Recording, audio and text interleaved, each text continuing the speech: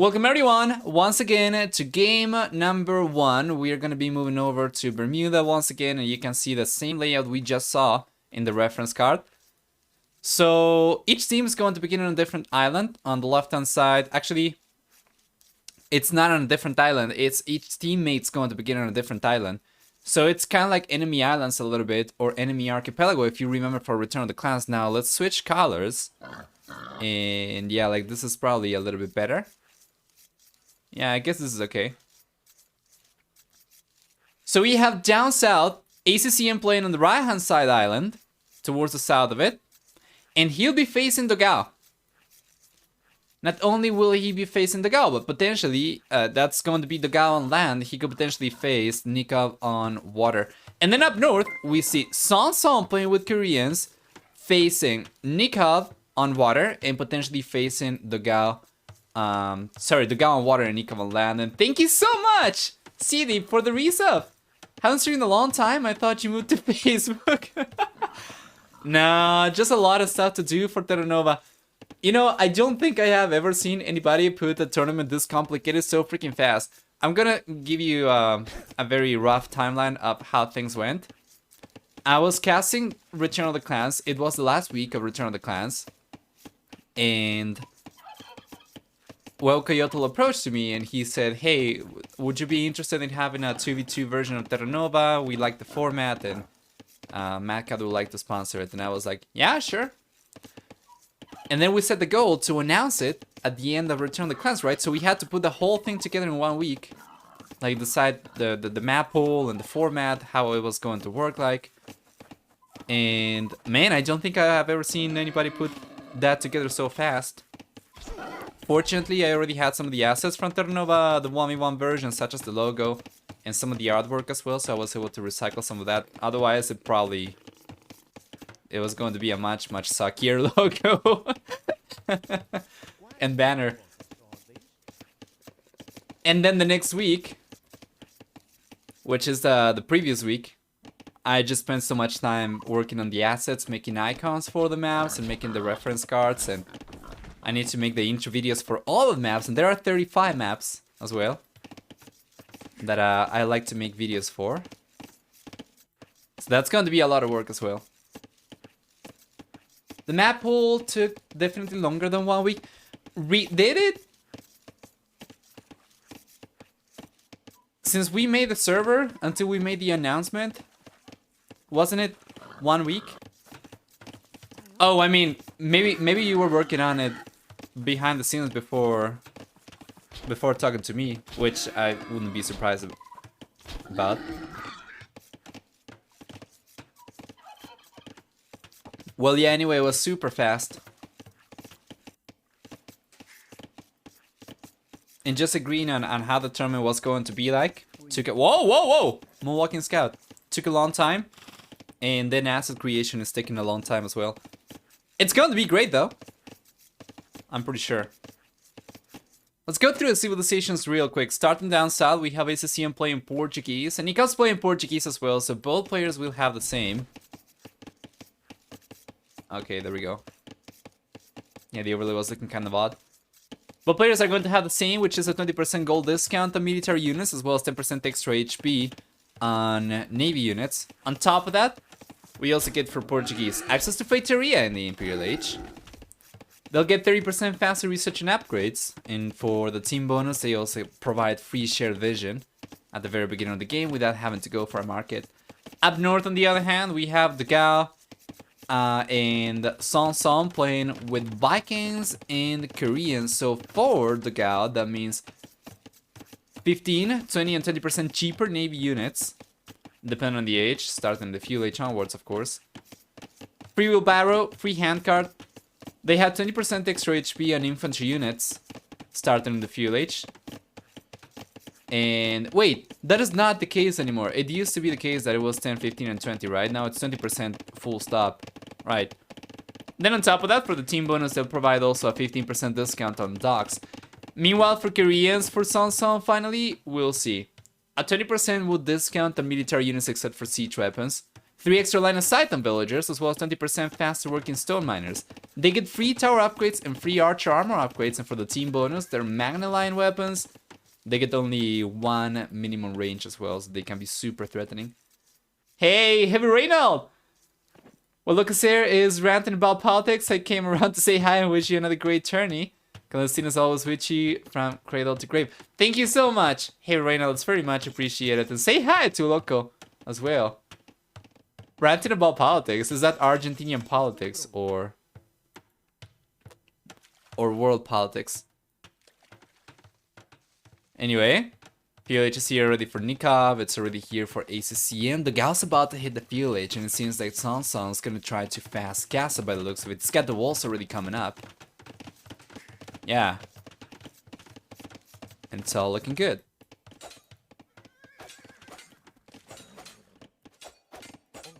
Let's see. This is going in favor of the gal. Yes, but only until ACCM was able to bring that villager over. Now, it's about the same for both. We have 1 extra hit point on the gal scout, and that's about it. It seems like it's going to be mostly land aggression. Nah, not quite. Nicov's going for stone walls over here, so he's actually cutting SongSong off. And he's got galley production already down south, so it's going to be water fight for Nicov and ACCM. And then the gal's probably going to be the one trying to target SongSong, I would imagine.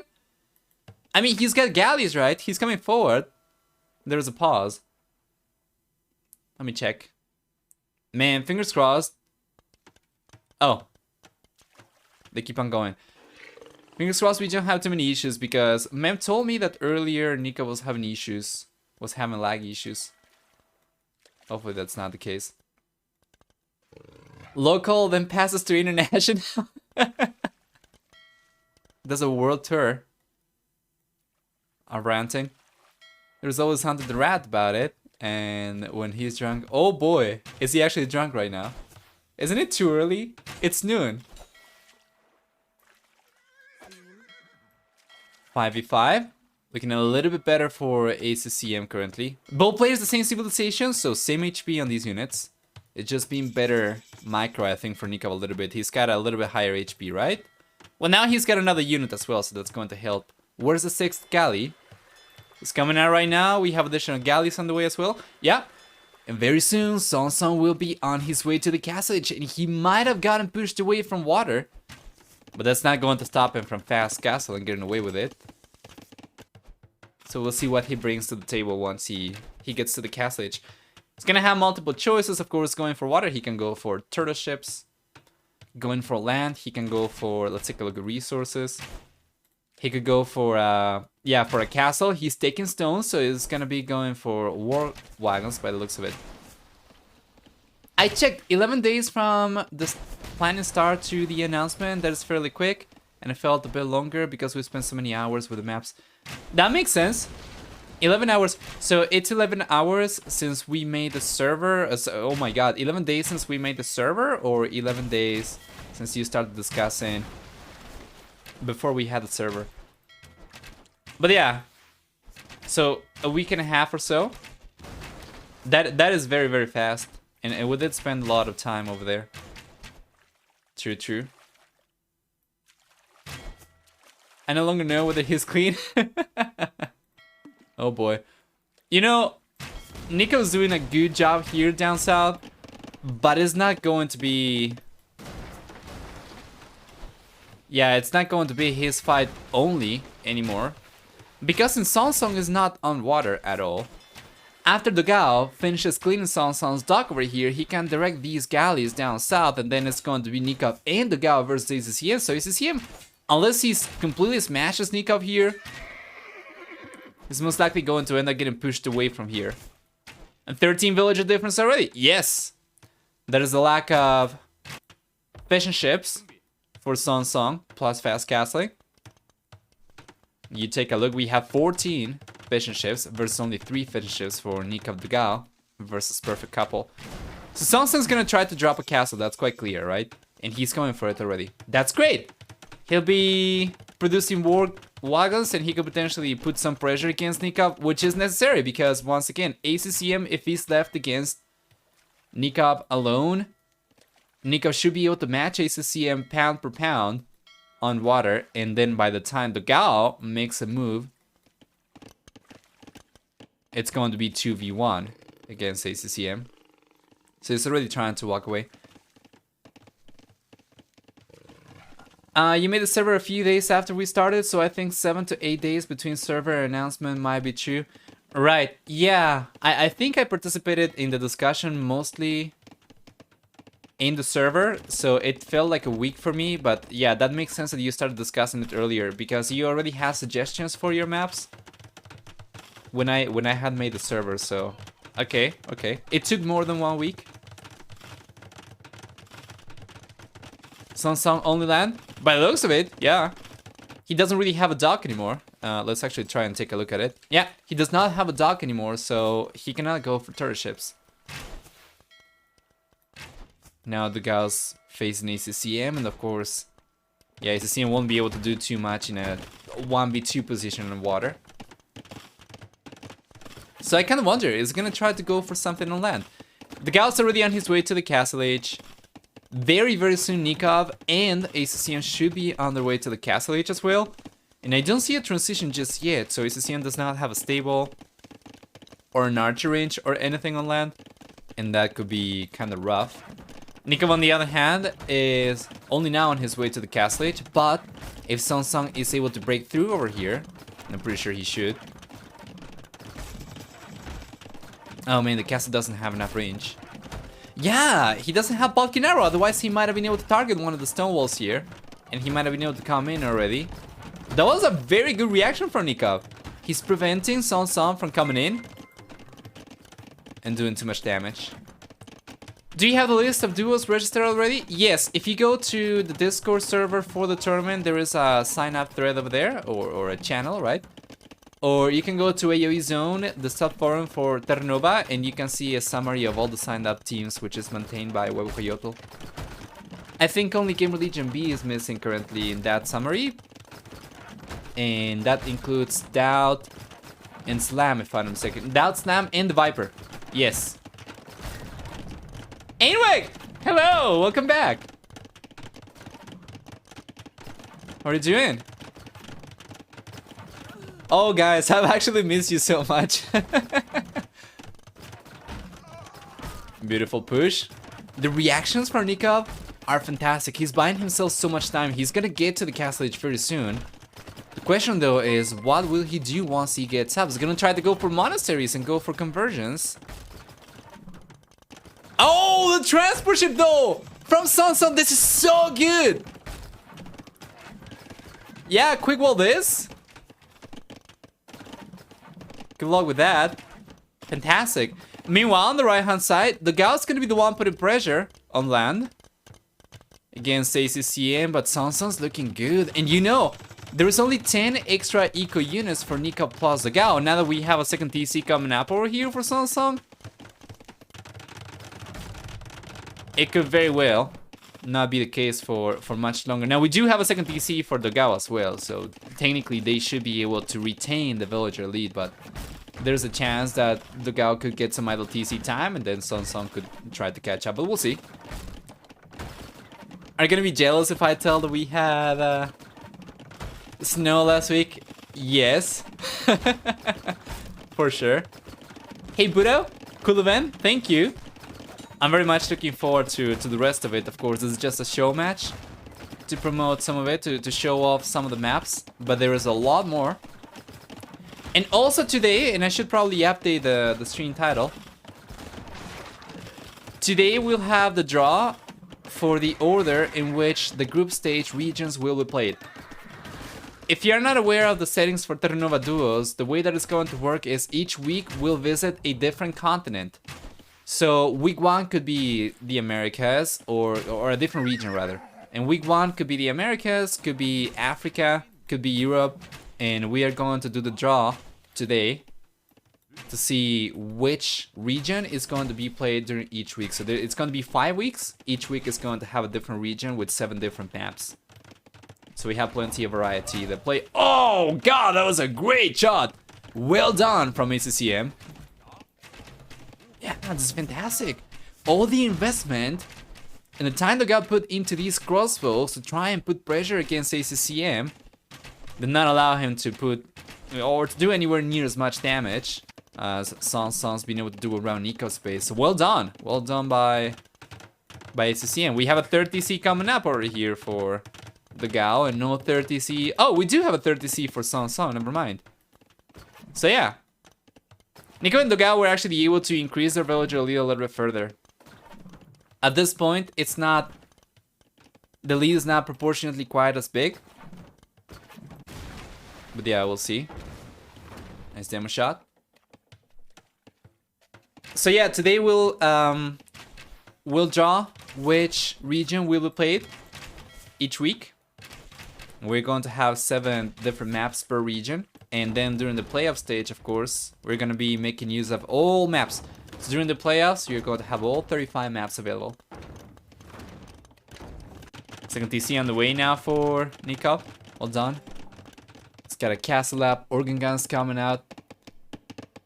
SongSong kind of ran out of steam over here, and now we'll be playing for economy by the looks of it. And good for him. He looks a little bit stronger compared to Nicov in terms of economy. However, on the right-hand side, ACCM is significantly, behind compared to dogao.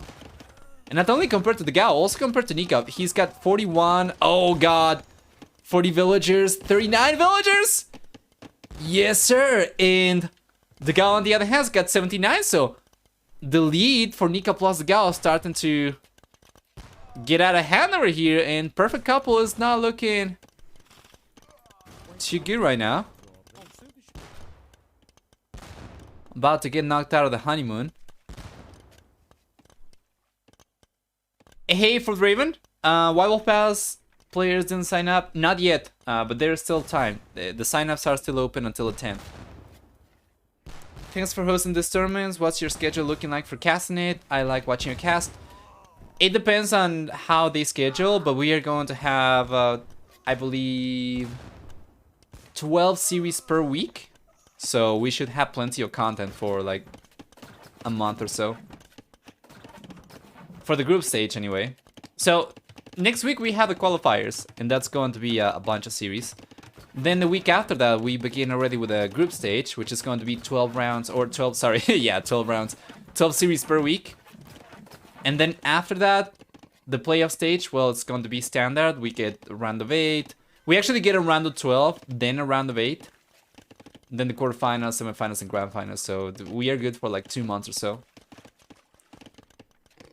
Are they aware of it? Sometimes players miss not knowing the dates. I think they should be. When the qualifiers get a little bit closer, I'm just going to make sure that everyone is aware of everything. But yeah, they should be aware of it. We had the format of the tournament already announced since the very beginning. Imperial is gonna be here for dogao very soon as well. Let's see if SongSong can do any damage. Yeah. Oh, you were asking if they were aware of the tournament.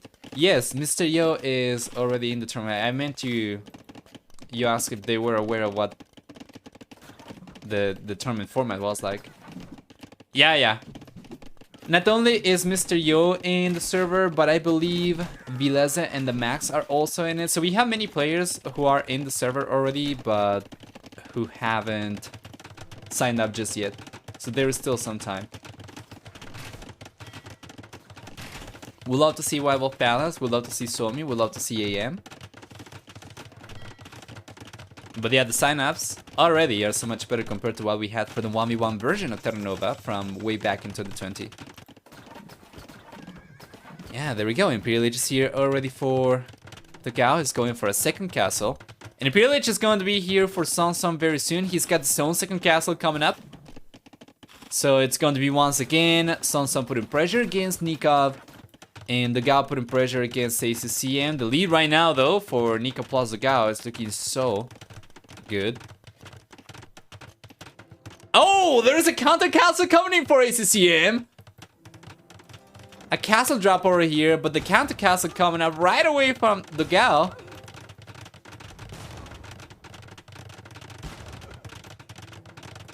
Well, ACCM might be able to get a few villagers over here, but it seems unlikely to me that he'll be able to deny this castle. At most, he's gonna be able to delay it a little bit and just take some villagers. Probably try to catch up in economy a little bit, but unlikely to deny the castle. Well done. That's still pretty good damage. The thing though is, dogao being the only player in the Imperial Age and with trebuchets already out, he can take this castle down right away. Meanwhile, that's not going to be a possibility for ACCM. On the left-hand side, of course, we could see the other way around. With SongSong getting access to trebuchets, he's going for them already, and he should be able to take the TC down, to take the castle down, and keep on putting pressure against Nicov. So this has kind of turned into two 1v1s, kind of similar to what we had during Enemy Archipelago. And it's a race to the bottom. Who can kill the other guy faster? Just take a look at the registered team. Seems stacked already. Some great names. Yes, yes. Some very surprising. You know, speaking of teams that I would love to see, I would love to see Anatop. I would love to see Overtaken. I would love to see freaking Andy, as well as White Wolf Palace, Suomi, and AM. Those are the, you know, the players that I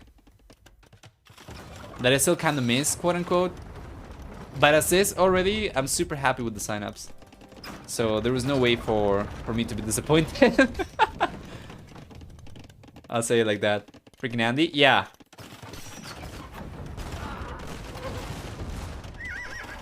Overall, great players.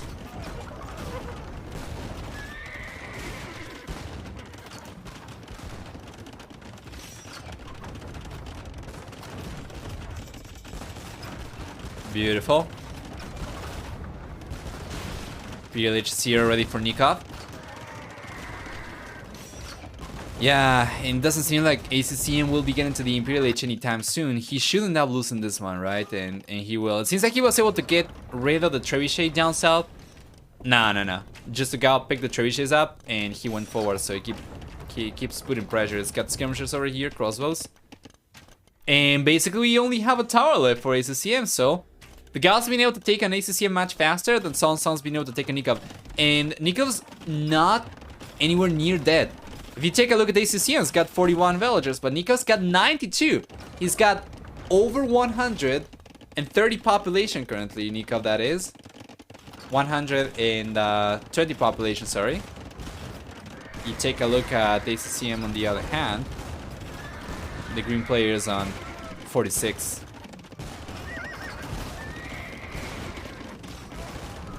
Yeah, very good defense over here for Nicov as well. Wow. Wouldn't be surprised to see a GG very soon. It's probably going to be the case as soon as ACCM gets completely cleaned up. So we need a few more units from the gal. He's playing with Vikings, so he could potentially go for a few berserks, but he's got more crossbowmen coming out. Yeah.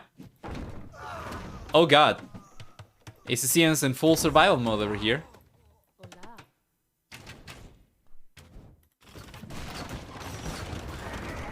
Beautiful. SongSong Sling and ACCM as well, which is allowed. Speaking of rules, by the way, the rules for this tournament are basically the same rules that we had for Return of the Clans, with the difference that we don't have any laming rules. So you are free to steal boars if you want, to kill, hunt, to do whatever you want.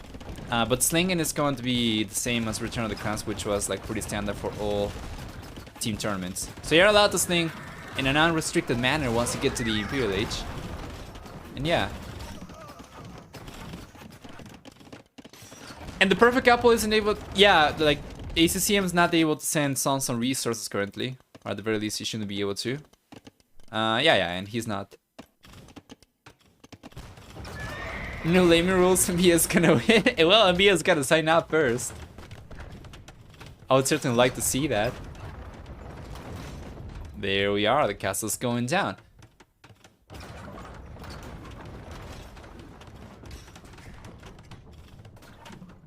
Beautiful.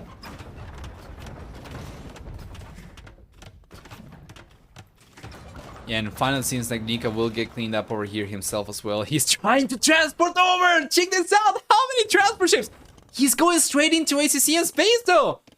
ACCM's got nothing over here to prevent Nicov from stealing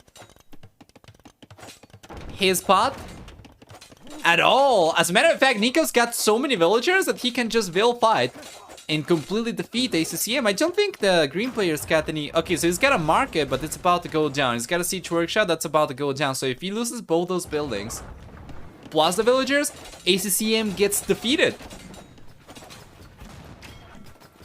Yeah, check this out. SongSong's just trying desperately to prevent Nicov from walking away, but he's sailing away. Set an open course for ACCM space. Well done from SongSong. Yeah.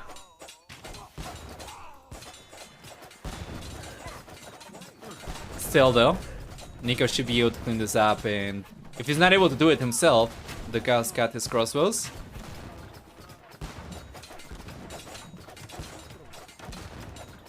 There, that's a great emo right now, by the way. Nice. Yeah, check this out. Nicov's trying to block the villagers. Well, this should be over at this point. ACCM had a good amount of food, but he doesn't have the buildings. He does not have the gold to click out to the Imperial Age. Honestly, he doesn't really have much of a chance in this game whatsoever. He's got 9 villagers, and he's moving over to the center. Well, we do have a gold rush style spot over here. Plenty of extra gold, as we already saw earlier from the map guides. But check this out. Dogao already has Cannon Galleon. Yeah. So the TC's not coming up. We have a market on the way. For ACCM, a market!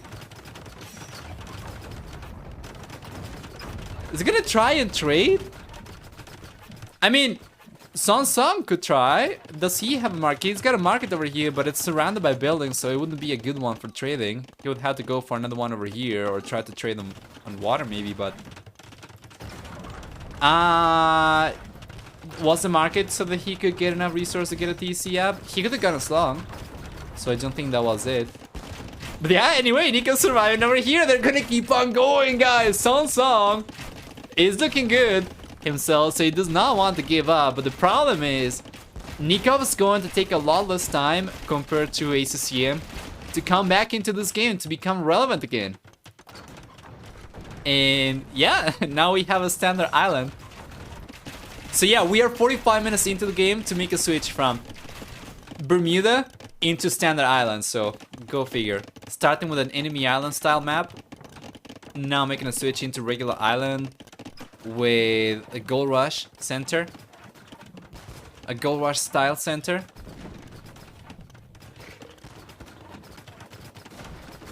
Full water control for Nicov and dogao though. At the very least, that should be the case. Yeah, this is going to be super rough.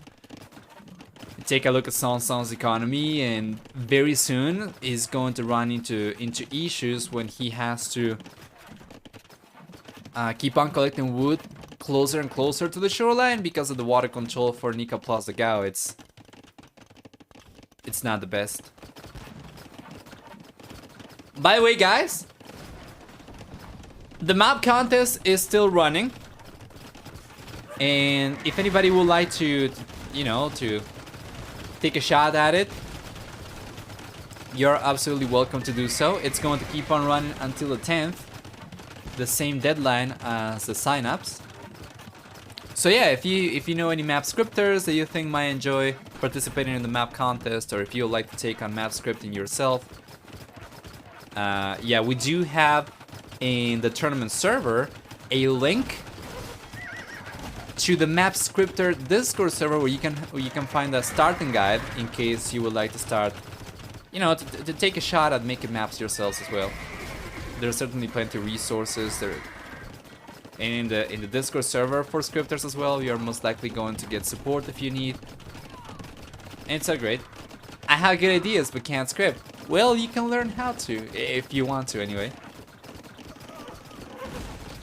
Next time they can just start on one island as a team, save us 15 minutes. I really thought it was going to be over already.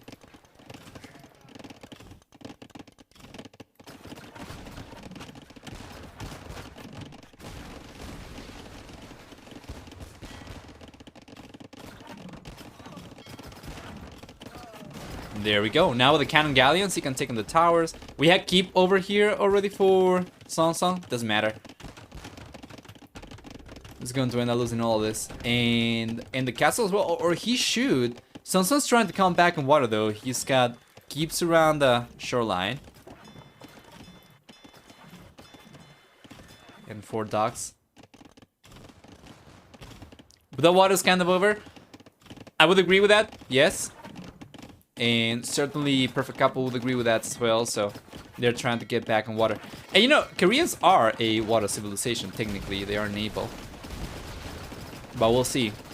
Well, SongSong's trying to put pressure over here on water against the Dogao. The Dogao's got the counter castle coming up over here. He's landed with a few villagers. Got the castle up. He's got plenty of barracks coming in, as well as champions on the way. And he's playing Vikings, so these are 20% extra HP champions.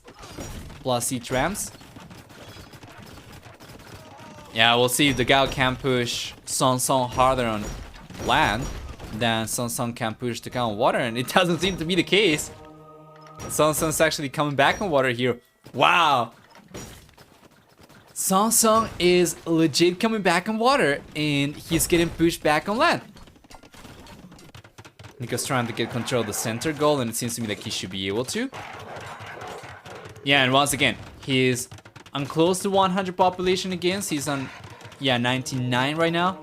Meanwhile, ACCM is on 24 population, so really, really rough. For a Perfect Couple still. How would you go on to describe the situation? I would probably say this is looking dire for a Perfect Couple, but not impossible. Not hopeless, in any case. Especially getting water control back is great, because if he can get some cannon galleon out, might be able to prevent Nicov from taking advantage of the center. Now the problem is that because Nikov's gonna be relevant into this game very soon again, right? He's got Carabel coming out. It's going to be a 2v1 position on water as well. How much gold is left on land for SongSong? SongSong, he's got 3 gold miners, so he apparently has access to gold. I think he might be taking from what used to be Nicov's base though. Where is he collecting gold from? I'm not really sure. Let's take a look.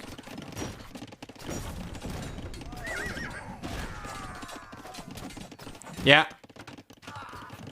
Yeah, SongSong's collecting from the last tile that he's got left, and then he's got to make a play for the center.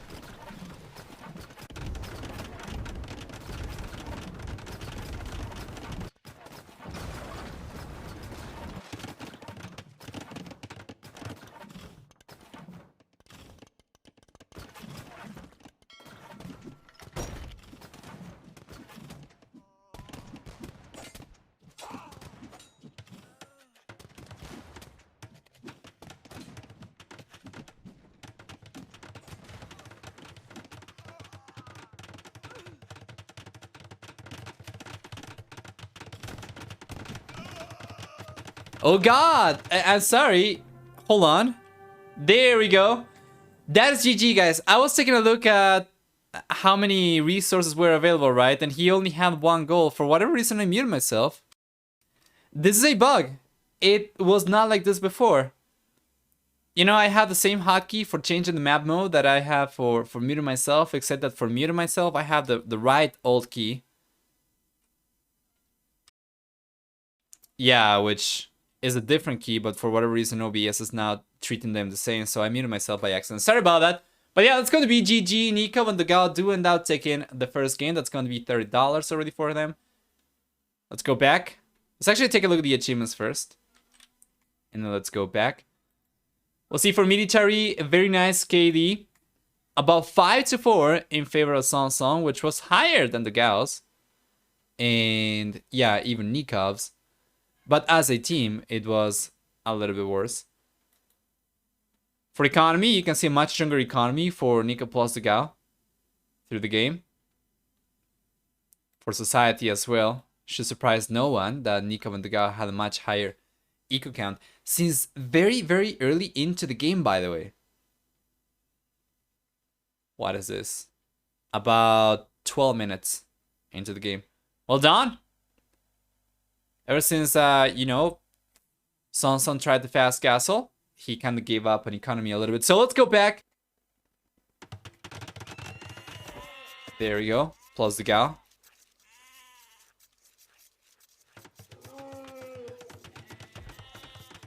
Five minutes.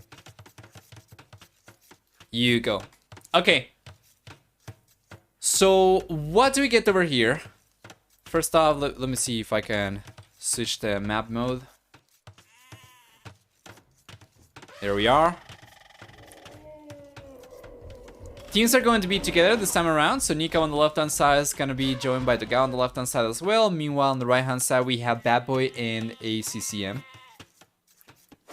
And Bad Boy's already coming forward, trying to get the walls right up next to Nicov's base. So we'll be getting a lot of extra surface area to work with, assuming that he can support these walls and he can actually prevent Nicov from just breaching through.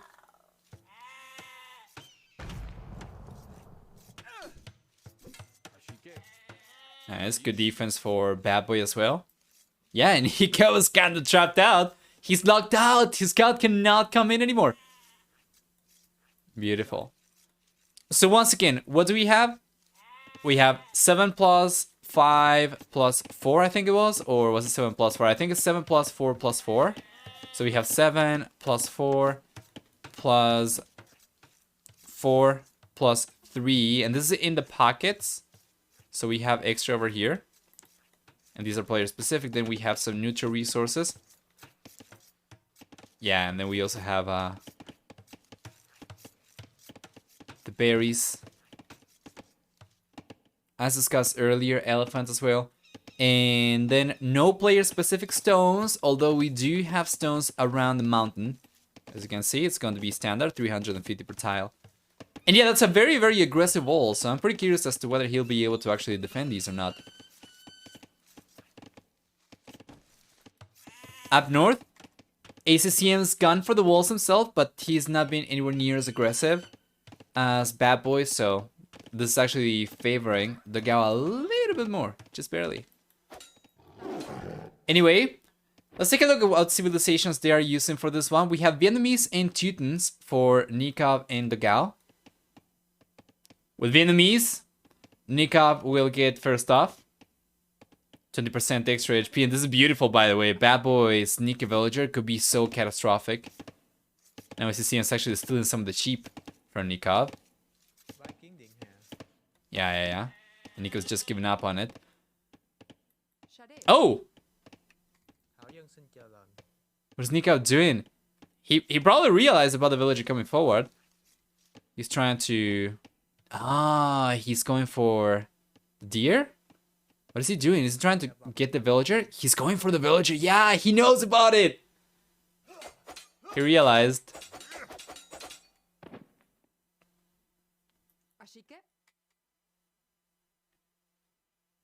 Wow. He cannot find the villager. This is so lucky for Bad Boy. It's not for a lack of trying. Nicov certainly got the villagers over here. Probably would be better if he's going to have 4 villagers idle anyway, just trying to search for the villager from Bad Boy. He probably would benefit from trying to scatter these around. After all, it's not going to be any more idle time. But yeah, he's giving up on it, and Bad Boy seems like he's going to get away with it. This could be really, really good for the blue player. So yeah. Nicov will get, with Vietnamese, 20% extra HP on archer units. He'll get on top of that no wood cost on eco upgrades. Right? And besides that, we'll see for Vietnamese also free conscription, and they know the starting location of enemy TCs. Now on maps like these, where the TC location is fairly predictable, it's not going to be the best, so it's going to be mostly about the stronger archers. We take a look at the team bonus on the other hand, and Vietnamese will also provide access to the Imperial Skirmisher upgrade and unit. For his teammate, the Gao's playing with Teutons, which means the ability to garrison 5 and 10 extra village inside TCs, or towers and TCs, right? And this is what I was kind of worried about. Nicov's just going to breach through, come in, and now he's got a bunch of villagers to fight with, and Bad Boy's got only 2 villagers over here, so Bad Boy's got a bail. Yeah, and Nicov's coming forward. He's gonna try to build fight. This is so interesting. Is he really going to try to, or is he just trying to go for... I think he's just trying to go for a more favorable out. Most likely. Yeah, I think so. Someone's very confident on their pit. Boy. 69,000. Yeah, I imagine Bad Boy's team wins this one. That's going to be such a tragic loss. Nicov's team seems to be shooting for fast castle over here, both players that is. But you know, Bad Boy's gonna be very soon in the field age, and he still has the sneaky villager over here to go for archers potentially. And you know, this pagoda is a neutral building, so it's not going to provide any vision to anyone.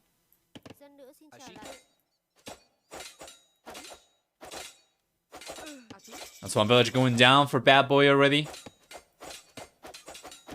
Yeah. 1-0 in favor of Nicov. The Gas lost one villager himself. We have a tower coming in for ACCM, so it seems like it's going to be the Vietnamese players going full aggro. And yeah, you know, despite Bad Boy getting to the field age already, he's not going for an archer range or a stable because he simply does not have the economy to support production at all. He got pushed away from wood. He's lost so far 3 villagers. So yeah, close me out 10-minute vill fight. Seems to be working so far. And check this out, Nicov's even trying to trap the villagers from Bad Boy. So Bad Boy gets pushed away, and Nicov should be able to get the walls up. Or here then. Next.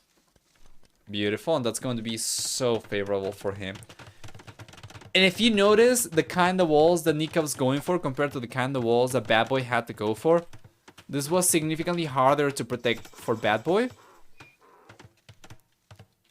compared to Nicov over here. Nicov's gonna be able to defend this just fine.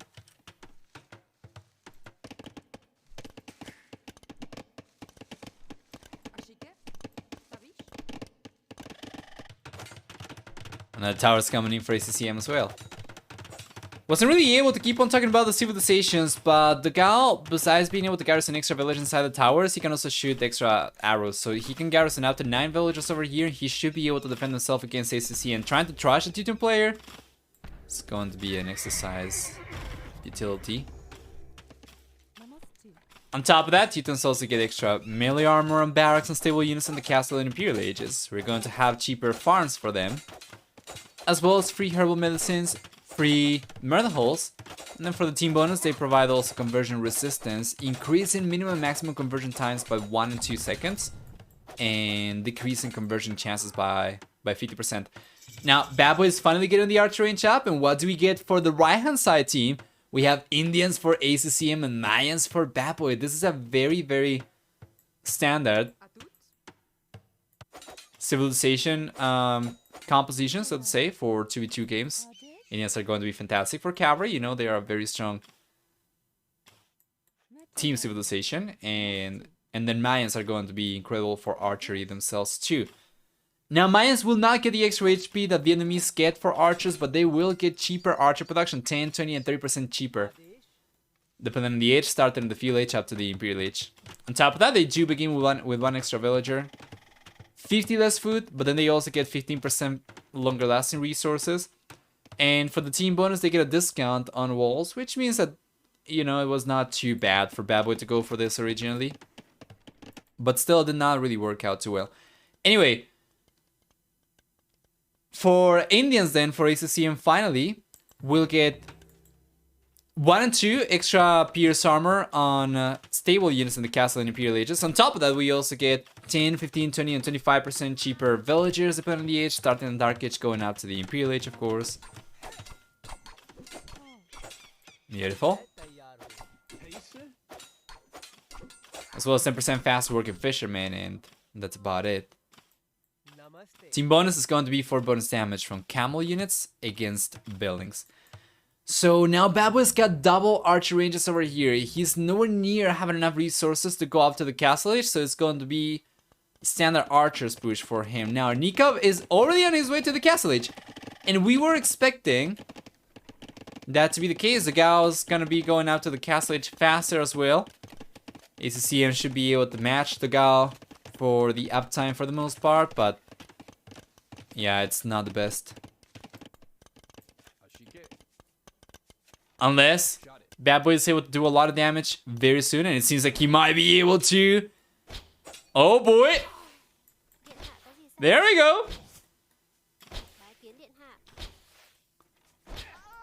Yeah. He's starting to do some good damage. I was going to say, unless he's able to do a lot of damage, then this might not work out at all. But fortunately for him, Nika had a bunch of villagers completely exposed very close to the archers. Now we need a few more. Ideally, he's going to want to work with 6 to 7 archers. Ideally 7. He just lost 1. He's roaming around as well. And yeah, 8 archers would be fantastic as well. But now Nico's about to get to the castle. His villager count is 31. Bad Boy's villager count is 35. Nico is still looking better. It's going to take about 6 villagers worth of TC working time to get to the castle age. So unless he was behind by 3 villagers, then it's still looking a little bit better for Nicov. Defense Siege Workshop already up as well. A few Scorpions on the way. I love the Scorpion choice as well. He could have gone for a Mangonel, but Scorpions, or he can go for 2 Scorpions for about the same cost, and then he can just defend so much more. These archers obviously are not going to be taking Scorpions down anytime soon, so now Bad Boy is going for a different player. He's going after the Gao. So if he can get at the very least 6 villagers, I would say that that's probably worth it. But at this point, it's kind of rough for him.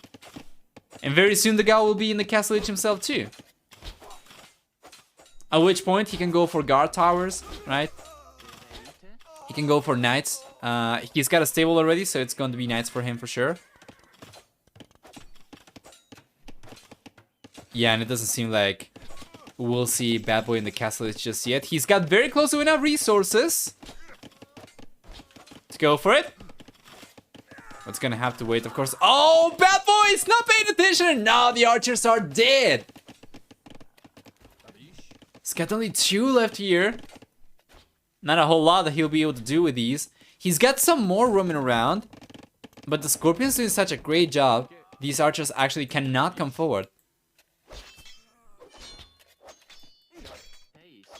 Yeah, good defense for the Gao. Now he sends the knight forward. He's got scale bar than armor already, so that's going to reduce damage taken by fuel H archers to only 1. He sends the knight forward, and oh well 2 if we have fletching, but we do have fletching. But anyway, the case is he should be able to clean the archers up anyway. Yeah. Second and third TCs coming up for Nika. Second TC already up. Third TC on the way.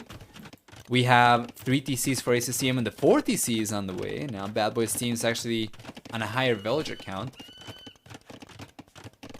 And Bad Boy is finally going out to the castle age himself as well, which is great.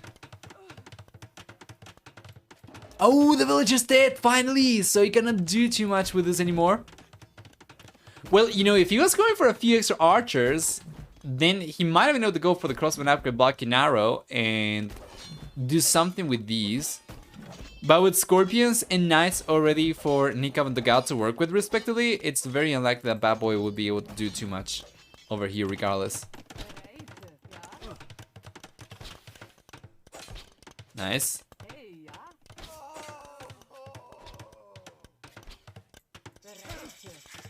Might be able to get another villager down over here. Not going to make too much of a difference. Castle Age is here finally for Bad Boy, so I want to see extra TCs for him. Going for 1 TC full push seems too risky, not worth it.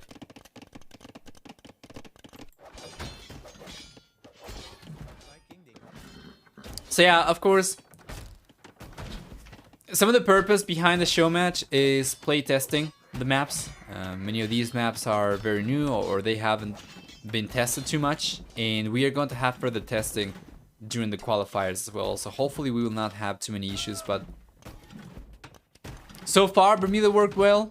So far Wanshang worked pretty well as well. Fingers crossed. The new version of Marooned should work pretty well, I'm sure. We're gonna have to wait for that one for game 5. Extra TC coming in for Nika. That's going to be the 4 TC. So once this comes up, it's going to be 7 TCs for Nicov's team. And then the right hand side, Babbo's got the 3rd TC coming up. He's just gotten the 2nd one up himself, and with 4 from ACCM, that's going to be 7 for them as well.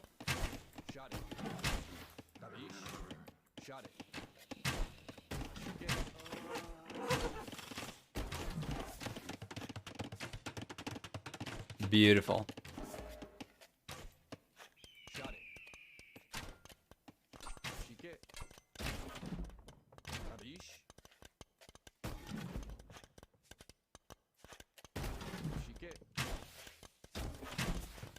There we go. Nice. Now we have crossbows, and he's able to do some damage over here. But the archer range just got cleaned up, so you can't keep on going for too many more.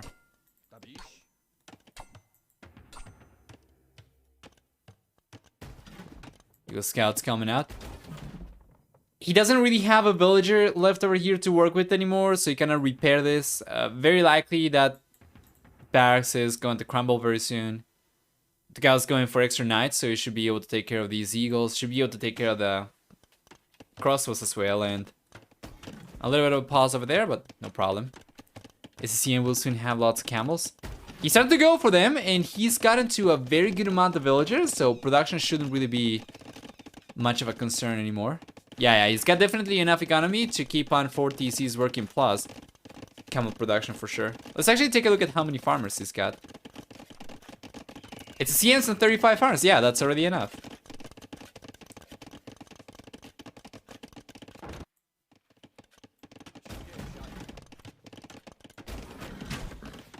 Knights. Oh man, without chain barded armor against crossbows, these knights are not going to be quite as effective. The Scorpions, unfortunately, were kind of out of position. Yeah. I guess Babbo can still do a little bit of damage. He doesn't have ballistics, which kind of sucks a little bit because otherwise he would be able to take advantage of these archers and utilize in full range to guarantee villager picks. But right now, he's just gotta try and find like very, very exposed villages like these. That can be really good. Oh, when it's open, he's failing. 1 villager goes down. Yes, sir. 2 villagers. That's still pretty decent, though. I was giving these archers for dead earlier. But check this out. He's coming back. And now the camels are coming in from ACCM. This is so good. That's a great magnet shot on the crossbows, though.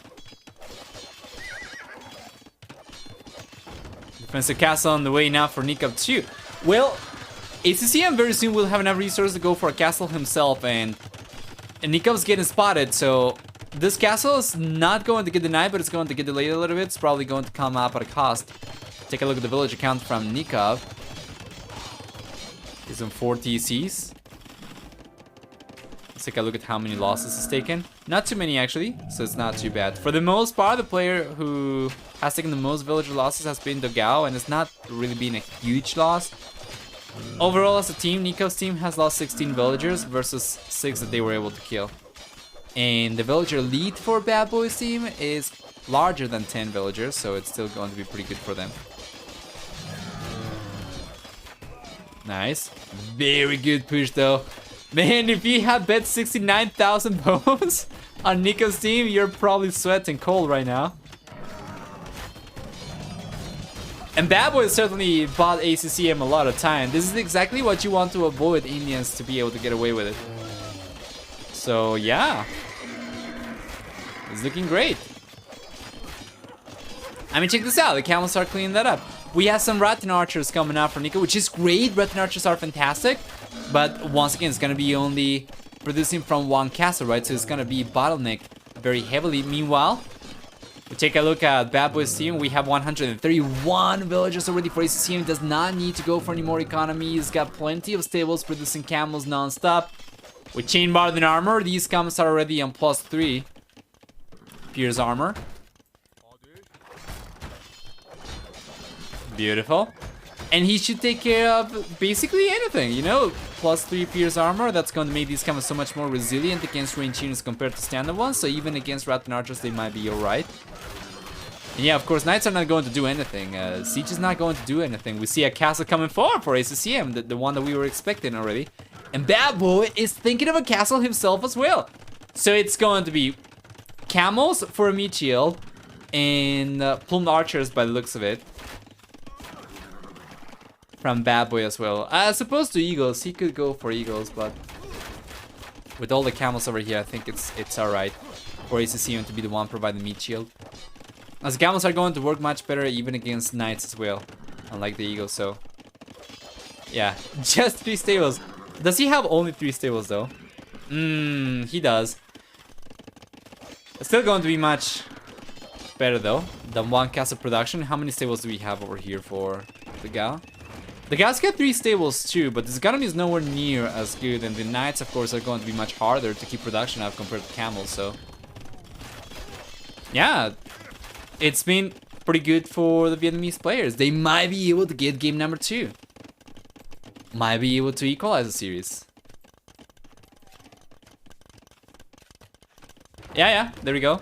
Yeah, you're right. It's only 3 stables for ACCM, only 3 stables for the Gao. ACCM's been able to mass the units much better. Well, players from Bad Boy's team going out to the Imperial Age already, and man, that TC should be going down. Yes, sir! Pikemen coming out from the Gao. Very soon, we see some eagles coming out from Bad Boy, but very soon we'll see a castle coming for the Bull player, and then he should be able to start going for plumed archers, and that TC crumbles right away. He gets pushed away by the pikemen though, so yeah, we're gonna see another TC come up right away. Oh boy.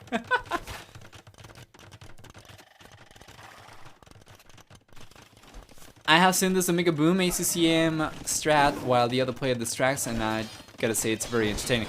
He's getting away with it. Now, I do love the siege over here. Probably would prefer to see some Scorpions instead, which would work against both pikemen and also Rattan Archers, right? But yeah, anyway, we'll see a heavy camel rider coming out right now, which is going to be alright even against pikemen. Until the Gao is able to go for Halberdier, then Imperial Legends are going to be so much stronger. If we can get to Imperial Camel, that's going to be even better. Now, there's another castle coming up for ACCM. And where will Bad Boy go for his own castle? He should be able to go for it very soon as well. Very, very good game over here so far, I gotta say. And very well played from the Vietnamese players. We're gonna see another TC go down. Let's take a look. Oh! That was so close. He's going after villages instead. Yeah, it's gotta be careful, man. We gotta wait for heavy camel, so he wants to keep on putting pressure up and to keep on doing damage, but he does not want to lose the units. He wants to wait until he gets heavy camels, and ideally Imperial camels as well. Yeah, it's amazing how Nicov's team's been able to hold on for the most part.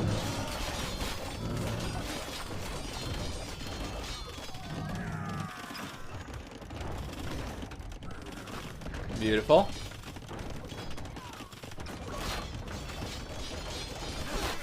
Where are the eagles? Eagles are down south. He's waiting to push. He's got enough already to go for a castle. Oh, he's got him through. He's got the onager. Yeah, he's going to cut through. But check this out, Nicov knows. What is this game sense? Are you kidding me? Nicov's going to realize about this just in time? I don't know, man. He's about to get rich. He knows. I think he knows. He's coming in. He's coming in. Here comes Bad Boy. And Nicov, well, tough luck, man. He's just got an elite Rattan Archers. Tell me how good that's gonna be against Eagle Warriors. These are elite as well, and once he gets a castle, he can go for El Dorado as well. So yeah. Oh boy. Who needs Plume Archers when you can go for Elephant Archers, right? He's going to provide his own range units. Heavy Camel Rider. Elephant Archers. How good is this from ACCM? It's just incredible. Now Bad Boy, get on the castle up, should be able to go for El Dorado. And that's going to make these Eagle Warriors so much stronger. Right now, he's got play mail armor already as is. So these Eagle Warriors are already very strong. Once we get the Dorado, of course, they are going to be 66% stronger. And these guys should be coming out for sure, right? Right? Right? What? The castle's getting denied? 98%! And the Rotten Archers are cleaning out the Eagle Warriors. Wow. Wow, this is so rough for Bad Boy. The timing, though, for Nicov. Regardless, though, unfortunately, Nicov's holdout over here down south is not really going to do any favors to dogao, you know. Dogao needs some support here right now. It's getting completely pushed out. He's got still a couple extra TCs around. So he's got 2 up north. He's got third one over here and the 4th one coming up on the back of Nicov's base. But of course, with ACCM already in the Imperial Age, he's got trebuchets out. Are these elite battle elephants? These are elite elephant archers, sorry. He's got the trebuchets out so he can come forward. He can take the castles down. He can take the defenses down for Nicov. Nicov is already in the Imperial Age himself too, but he does not have too much in terms of defense. He's got only 1 trebuchet that is bringing down south to try and prevent the castle from coming up. But this castle is coming up no matter what. Nikov's unable to get the walls up on time, so yeah, check this out.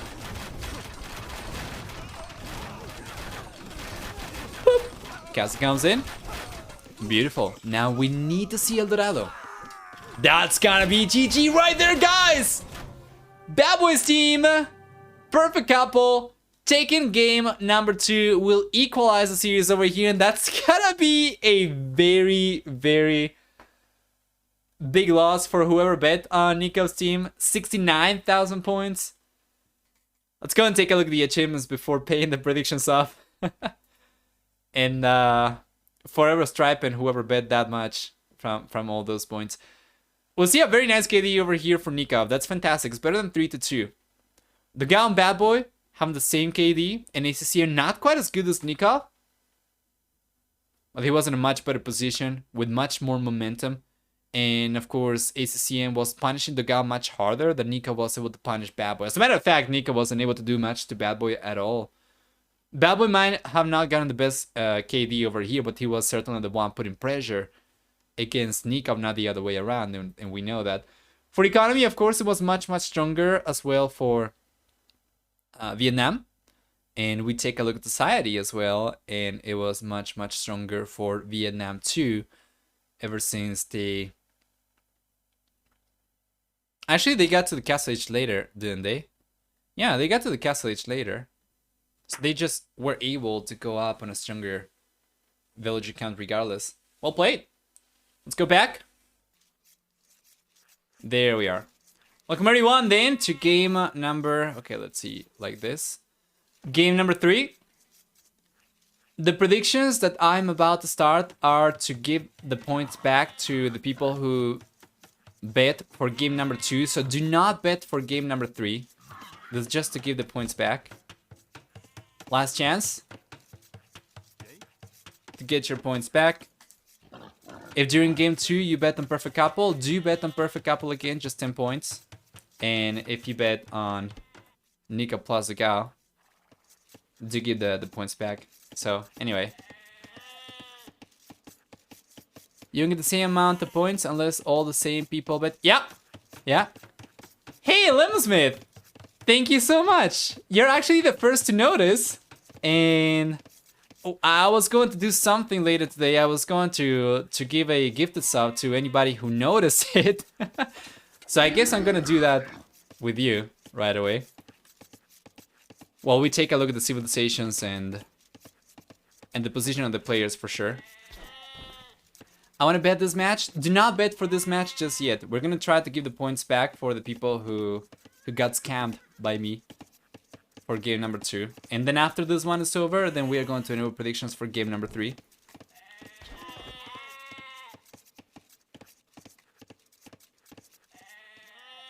Gifted to Inidoomer. Okay. Sure. Yeah, we got partnered. Only took 4 years. Easy. So, what do we get over here? On the right-hand side, or actually up north, we have Bad Boy and Dogao. They are very, very far away. And then towards the south... Wait, this is actually not correct. Let me switch the colors once again. Okay, so yeah, on the right-hand side, we have Nicov and Dogao. That makes a lot more sense.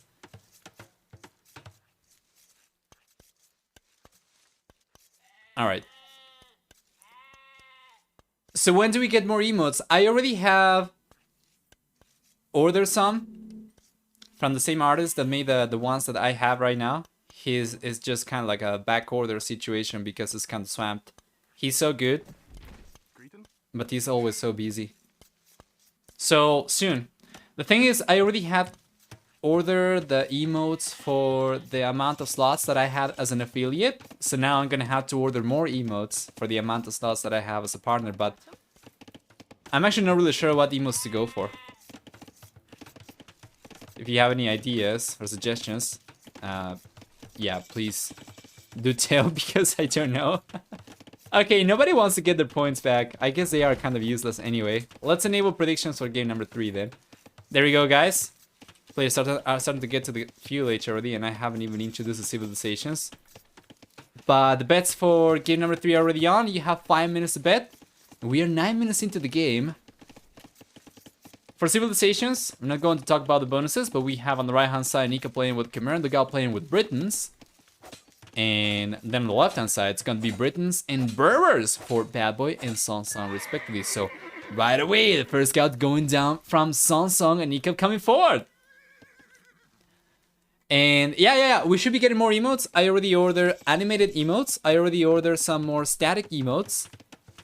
And I'm going to need to come up with ideas for more because I think I have like 15 slots or something. So like 6 more compared to what I had as an affiliate.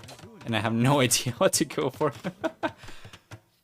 What about Nova Grill? Oh, something else that I'm not really sure what to do about is the prefix for the emotes. Because Nova is taken, obviously. So I could change it to be Nova AOE as opposed to Nova AO.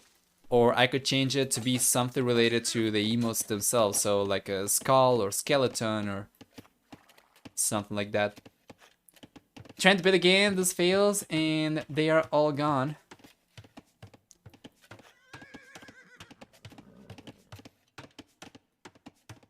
Nova AOE? I can do Nova AOE. I can do Nova AOE. I can do anything. I'm just not really sure what to go for. You can only change that one once every 90 days or 60 days or something, so it's not something that I just want to mess with easily. Or lightly, rather. Archers coming in already. It's going to be pretty standard. This is what you see usually in 2v2s. One player going for archers, one player going for scouts. This is a fairly open map. It's kind of reminiscent of Colosseum a little bit. And that you do have plenty of wood on the back, but the difference is that the wood over here is kind of patchy.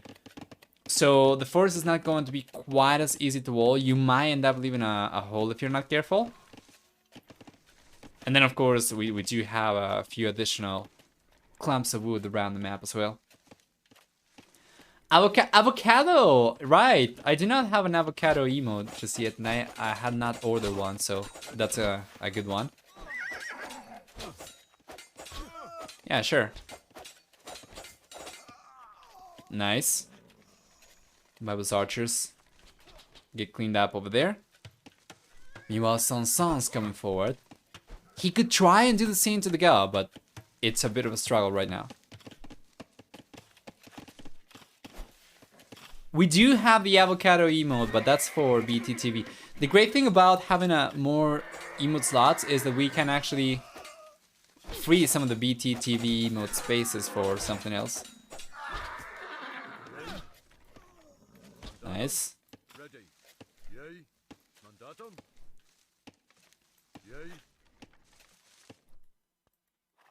Yeah, so far. Let's take a look at KD. Looking a little bit better for Nikov's team, they managed to get 8 units. They have lost 4 units only. We take a look at villager kills, and SongSong's the only player who has lost a villager so far. So, looking good for Nikov's team. This being very reminiscent of Colosseum. Can be kind of rough for sure.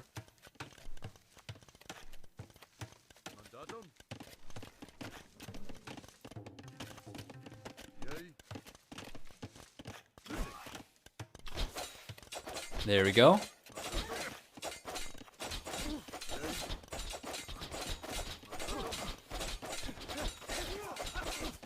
Beautiful. The tower's coming out for Bad Boy already to defend himself. We already saw that SongSong have a preempted tower next to the goal, which is once again very, very standard and what we saw on Colosseum during Return of the Clans. Now Nicov, the gal, putting pressure up. Oh boy, this can be rough. They're going straight under the TC. And that's already 2 scouts going down, taking so much HP damage. Yeah, 2 scouts only are not really going to be able to do too much. So Nicov was a little bit too risky over there. Probably going to end up just losing these all. Yeah. Baba's bringing the archers right into the scout.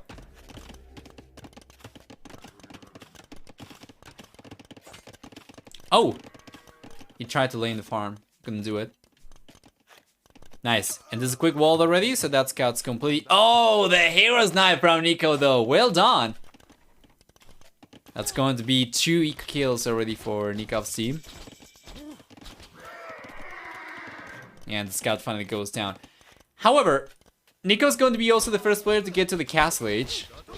Should be able to go for Knights, and he will. SongSong is going out to the Castle Age as well. Is going to be able to go for Knights himself very soon. Bad Boy is, that's the second group of archers that we see he gets completely cleaned up with.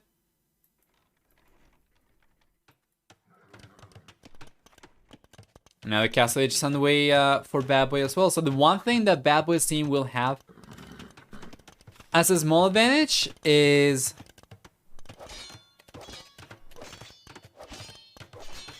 they are both going to be in the Castle Age faster. We are still waiting for the gal to click up to the Castle Age. So until he clicks up, he won't be able to go for, you know, crossbows, Bodkin arrow.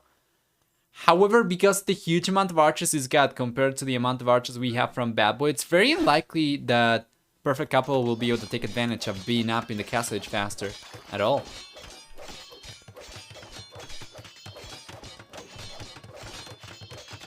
Guys, just so you know, there will be another show match for Terra Nova Duos next week during the qualifier stage, where we will try to make use of the map contest winners.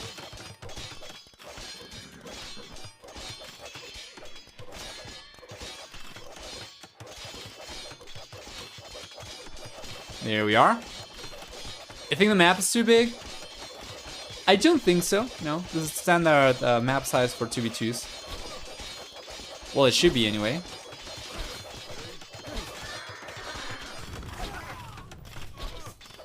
There we go. Here come the knights. Nah, it's fine. Archers are getting here already.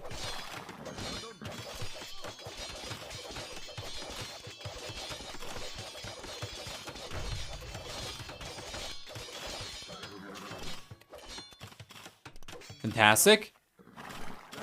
Yeah, still great pressure. 2 towers will be enough for him to hold on for the time being, but we definitely need to see the crossman upgrade ASAP, and he's still about 55 seconds away from it. So yeah, we are going to give this up already to Inadoomer by request of Lemonsmith for being the first one to realize about the partnership. So yeah, fingers crossed. We can do it. There we go. You got it. You should be getting it though. Hey, there we are. Welcome to the club. Hope you enjoy. Fingers crossed we are going to have the new emotes before your sub runs out.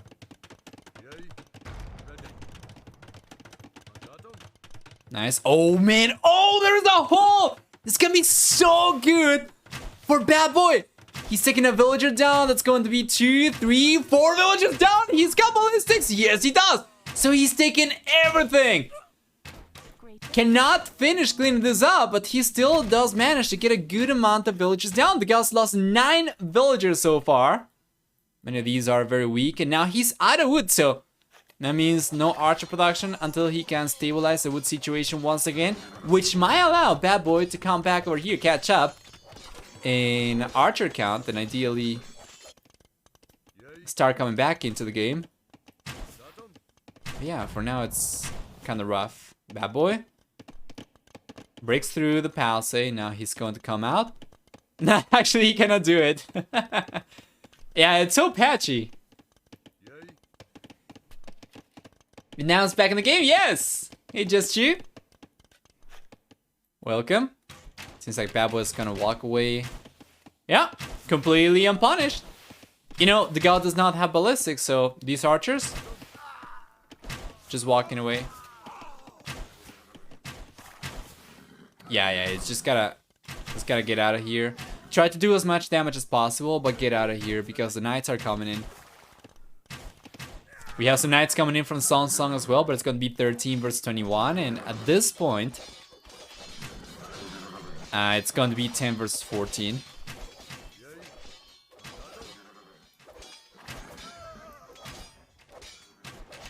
There you go.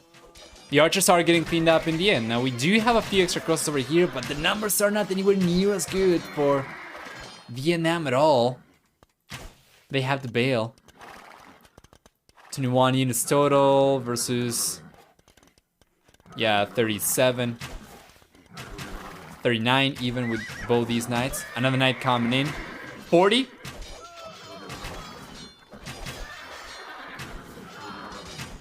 Yeah, it's looking better for Nicov's team still. Villager count's a little bit higher for Bad Boy, but if they are unable to hold on enough for that to actually make a difference, then it's going to be kind of rough. So yeah, Seahorse Gallop. Were you the one to bet 69,000 points during game number 2, or did you bet a lower amount of points?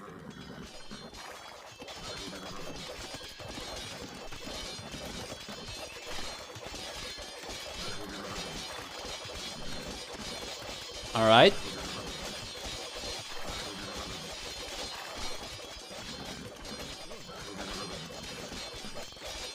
Oh, by the way, I just realized why I muted myself by accident before. It was my fault. It was nothing changed for OBS.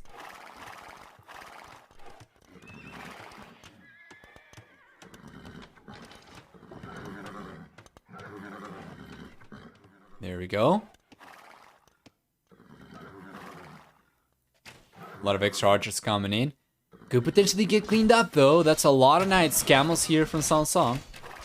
That he pays 15% less for in the Castle Age already.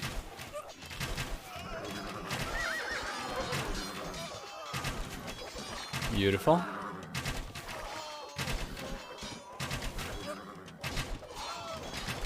There we go. He can take care of these, no problem. Nice. All the archers are going down, man. All of a sudden, Bad Boy's team is looking pretty darn strong. Still a lot of extra knights coming in from Nicov though. He's got 31 compared to 23 for SongSong. He's got only 2 cams as well, so it's not anywhere near enough.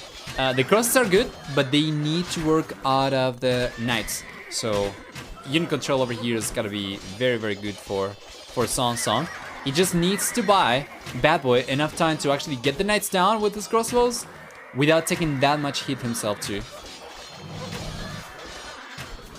Yeah, just like this. We have a few extra knights coming over from SongSong as well. It's probably going to end up losing 1 to the conversion, but he's still looking better, especially because of the camel production, but he's not really paying that much attention to the units because he's got to pay attention over here, of course. But this is great, you know. Bad Boy might be able to clean this up in the end. So Nicov bails. Now it's looking neck and neck. Only 3 extra military units for Nicov's team. About 11 extra villagers for Nicov's team as well.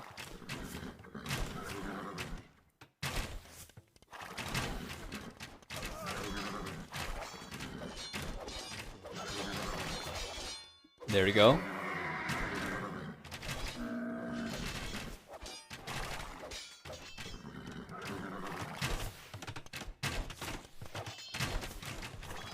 Nice.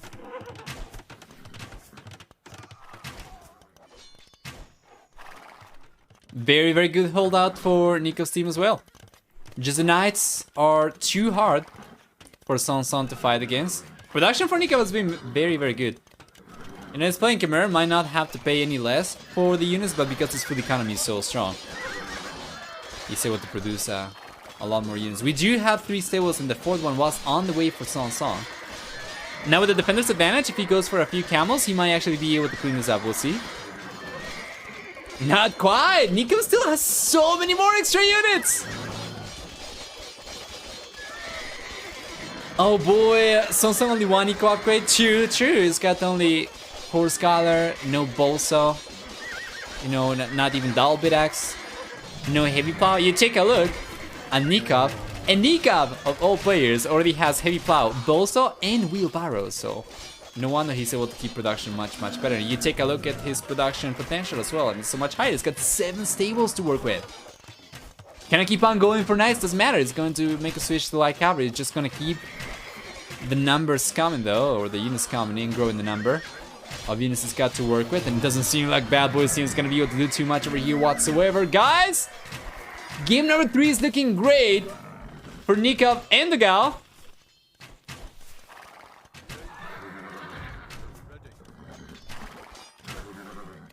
There we go. Beautiful.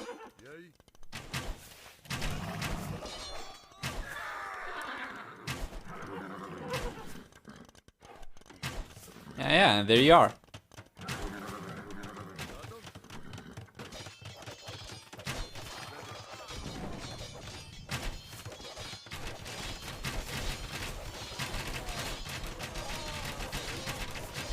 Perfect. This should be going in favor of Nicov's team at this point. The military count is not even close at all.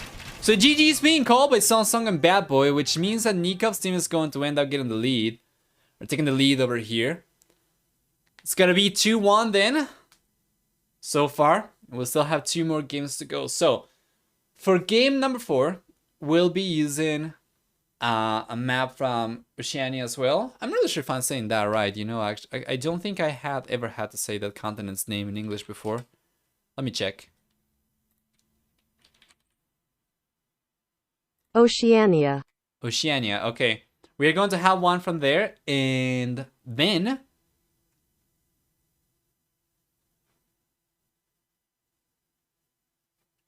game number...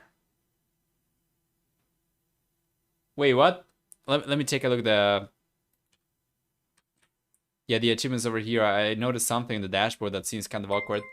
Very nice KD for Nicov. About 7-4, which is great. Dogao does end up getting a very close to 5-4 KD ratio as well, so that was pretty good for him. For economy, so much stronger for Nicov and Dogao as well, and Nikov's economy was in no small spot responsible for that, of course. But for society, on the other hand, we do have a lot of extra villages, especially towards the end of the game where they were able to get so many villages down from Bad Boy's team. Well played, let's go back. So, let's jump into game number 4, shall we? So far, it's been like this, right? Games number 1 and 3 going in favor of Nikov's team. ACCM's team is taking game number 2. We're going to see if they can take game number 4 and potentially equalize this one or not. Now, I want to take a look at the scouts. Okay, so we have a turkey over there. Now, Nikov's coming forward. Check this out. Check this out. Oh, boy. Yeah. He's got to realize. You see, so the smoke piles are going to be the source of damage. And, I mean, you can technically move around the center if you want to. It's just that you gotta be careful, because if you get too close to the plumes, you might eventually end up taking the shots. If you move kind of far away from them, the chances of you taking hits decrease dramatically. So, I would say this one, Marooned, are the 2 most out-of-the-box maps in the map pool. And then we do have some maps in which monuments generate gold, but that's not going to be that out of the box at all. So Yeah, Tenochtitlan is one of them. The other one, I think it's Sandtrap. No, it's not Sandtrap. It's I don't remember the name of the other one. Shorelands, I think it's called. I think that's it. There is one where each team has one monument, so they have to share it, and that generates resources. 90,000 points. Yeah, that was a very smart bet. Does Eruption have ballistics? No. Do they specifically range units, or is it just random? No, they do range units. But they do not have ballistics from what I can see, because he was just moving around with the scout and he was not taking any damage. Hi Nova, I love your accent. What is a prize pool for this show match? It's $150, $30 per win. So far, $90. 60 for Nicov's team, and 30 for ACCM's team. And then depending on how these two final games go, it could potentially turn one way or stay the other way.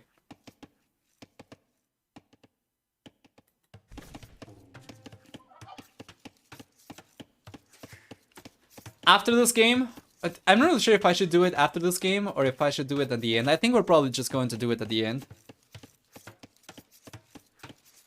Group, stage, region, order, draw.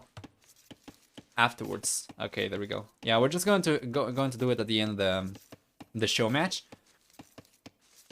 We are going to draw live which region is going to be played during which week of the tournament. Can you pick relics in the center, assuming you avoid fire? I guess you could try, but you know, like this one, for instance, which seems to have spawned on the same spot as a plume of smoke, it's probably not going to be possible to pick it, because you cannot dodge the shots. Unless maybe you try to draw fire with something else and then pick it, right? I guess you could do that. Oh. Yeah. Doesn't have ballistics.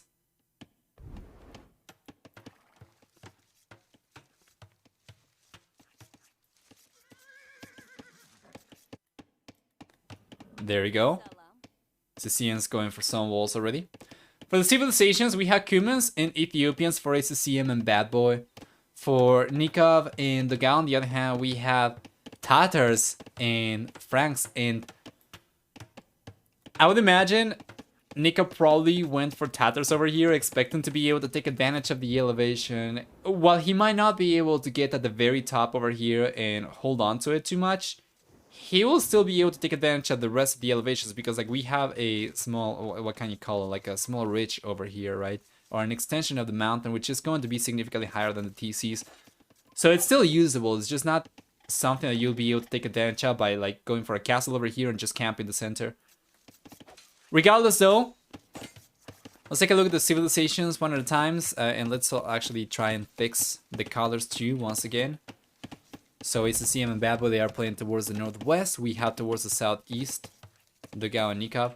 We should probably enable predictions for game number 4 as well. I don't think I did I? I didn't do it. Okay, there we go. Prediction for game number 4, there we are.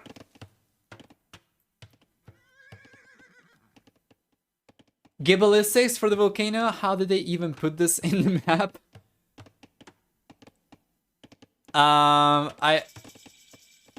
I think you can take a look at the script and figure it out, but if I'm not mistaken, the way that it works is that there is a hidden unit on the same spot as there is the plumes of smoke. So there's like an invisible unit that actually attacks. I don't know if it's like a fire tower or whatever. I'm not really sure how the map scripting works, but that's my understanding. Oh, first villager pick, yes sir! It's ACCM. It was in the first veil.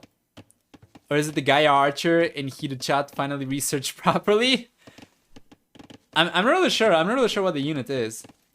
I would imagine the thing is that the fire tower, maybe it's a fire tower with a lower attack rate and higher damage, because the fire tower usually otherwise attacks much faster.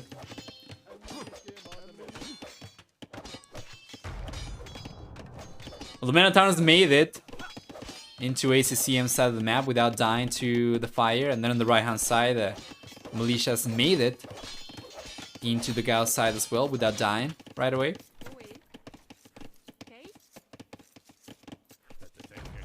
Yeah, interesting to see. This is going to be for potentially Minotaurs archers, of course.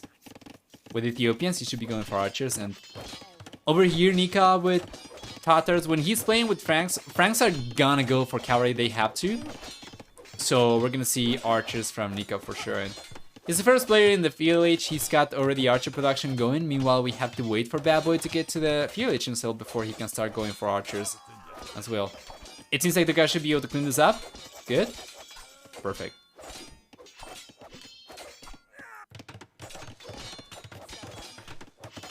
So it's already looking a little bit better for Nicov's team, and by a little bit better, I mean significantly better. 10 military units compared to 0. Not even scouts left for perfect couple.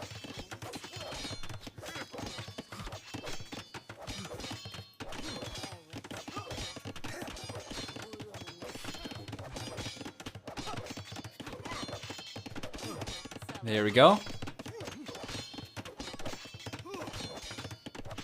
Defensive tower coming up over here. That's a very, very big response to this Minotaurs. I would say for Nicov, the Minotaurs are paying off really nicely. Bunch of villagers trying to repair the house for so long.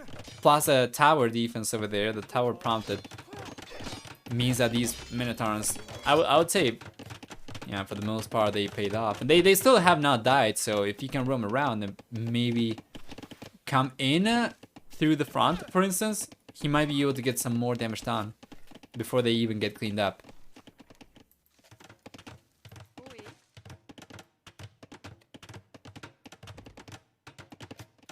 Nice.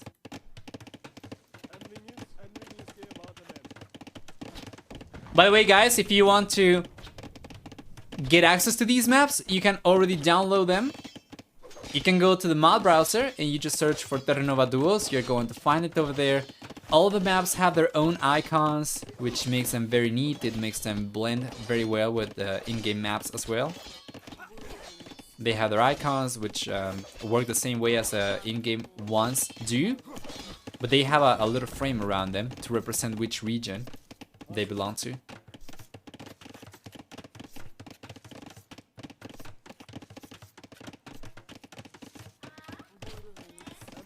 Nice. Minotaurs are coming in. Castle Age is gonna be here very soon for Bad Boy.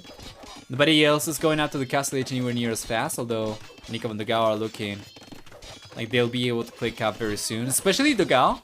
Nicov's still struggling a little bit. Yeah, but I'm pretty sure he should be able to. So what is the plan? Bad Boy's got only 6 archers right now. That is not a lot. These do attack 18% faster, and he does get free resources once he hits the Castle Age, right? So he can potentially go for Crossman upgrade right away. Botkin arrow, I'm pretty sure. Let's see.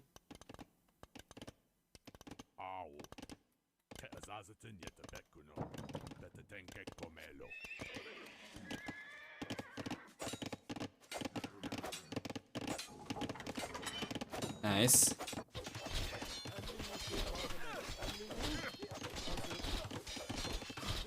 So much pressure from Nicov, but he's unable to really do too much with it. He might be able to get a villager or two if ACCM doesn't realize about... Yeah, okay, so he realized right away. It's very unlikely that Nicov will be able to do too much. The defense from ACCM has been great. So far, he's lost only 1 villager. And then for everything else, he's been able to hold on just fine. Meanwhile, on the right-hand side, Bad Boy's coming in. Stonewall's already up. Is this open? I think this might be open, though. I think this might be open. Yes, sir, it's open. So here comes Bad Boy. This is so rough. Every time that it happens, you know, just go for the walls. And you spend so many resources, especially the stone walls. They are so much more expensive. Just to have 1 tile open, allowing your opponents to come in right away. And Botsimir, thank you so much for the resub as well. 22 months. That is a lot, man. Very, very close to 2 years already. Yeah, he's coming in. The 1 tile open over there. I'm not really sure if he didn't realize or if he got pushed away, but that's a good amount of archers coming in. And these are only house foundations, right? So this could potentially go down eventually, although it's not going to be particularly soonish. The archers are still dealing like only 1 damage per shot. Left hand side, ACCM's skirmisher defense is good against Nicov's archer offense. And now we have the Castle H on the way for Nicov as well. Dogao was already on his way up. Dogao is on his way up now, and ACCM seems to be certainly the weakest link in the chain, so to say. Did I miss Terra Nova Duo Arena? No, but we're not going to have that in this show match, so that's going to be used. I believe it's going to be used during the qualifiers, if I'm not mistaken. Yeah, I'm pretty sure it's going to be used during the qualifiers, so next week you're already going to start seeing it. We are going to see that, and next week we are going to have another show match to test drive the map contest winners. Nice push from Bad Boy. Pushing those villagers away. Nice. So smart to leave that one archer there as well to prevent the reroll behind. Yes, as well. Now he's got a second wave of archers coming in. These are crossbows, of course, so if he plays his cards right, he might be able to clean these up. We'll see. Castle H is here for Nicov. Other teams already public? Yeah. If you go to AoE Zone and you go to the Terra Nova sub forum, you will see a list of signed up teams. If you don't know how to get to the sub forum of Terra Nova Duos, you can do !map guides, and that's going to take you to the map guide thread.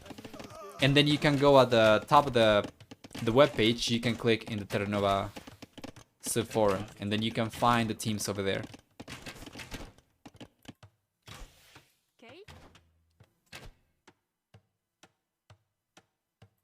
There we go. Is this walled?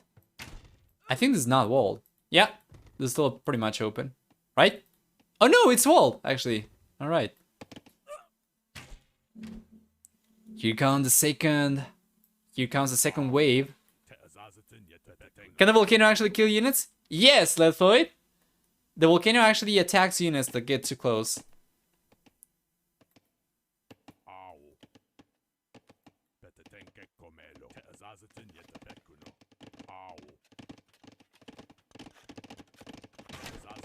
There we are. 34 teams signed up. Yes. If we get a few more teams signed up and some volunteers to have like a silver league or something, we could potentially do that as well. Ideally. Thank you. Big shout out, of course, to Huevo Coyotl. Again. He already had his match and success with Return of the Clans, and he was the one to propose Terra Nova Duos to me and Matt Caller, of course, for sponsoring the tournament too. Otherwise, without them, we wouldn't have this at all. So it's very much appreciated. Hey, Rami! Nice. Thank you. Happy to be back. You know, we have the show match today, but then tomorrow there is, if I'm not mistaken, Rage Forest, right? So we're going to be casting that tomorrow. We're going to be casting Rage Force on Saturday, if I'm not mistaken, as well. Yeah, we're just going to try and keep track of as much as possible. Next week, we already have the qualifiers at Terra Nova, so we are going to have a lot more content once again. And then after the qualifiers, we'll get about 12 series per week, because it's going to be 4 groups of 6 teams each. So 24, 12 series per week. That's going to be great. Rage Forest for the rest of the week and more Jordan Tournament and this AoE 4 thing. Yes, for anybody into Age of Empires 4, Golden League's still going to keep on going. They are just over the first mini tournament, and I think they have still 2 more to go for, right? The next 2 weekends. Let's check.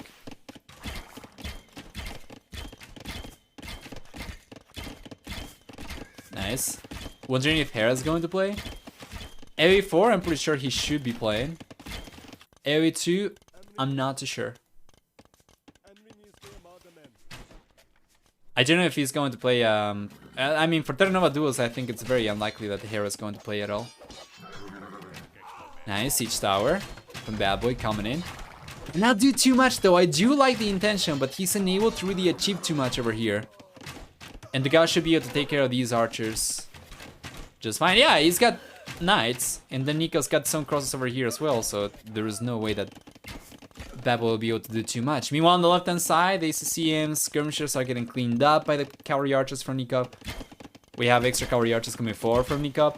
Very hard for ACCM to keep on defending himself. He's got, fortunately, still the walls up to prevent the cavalry archers from getting straight in, but wouldn't be surprised to see Nicov come in, destroy the palisade, and try to get in from the back. Hasn't Hera given up AoE 4? I believe Hera switched to League of Legends, but he did say that he was still gonna try and play Age of Empires tournaments, so I think he might still give a shot to Golden League. But I'm not too sure, actually. I haven't seen the results over there. I only know what the top players were for the first mini tournament. I'm not really sure what Hera's result was. He's still in. They signed up for 3 tournaments at once. Alright. Yeah.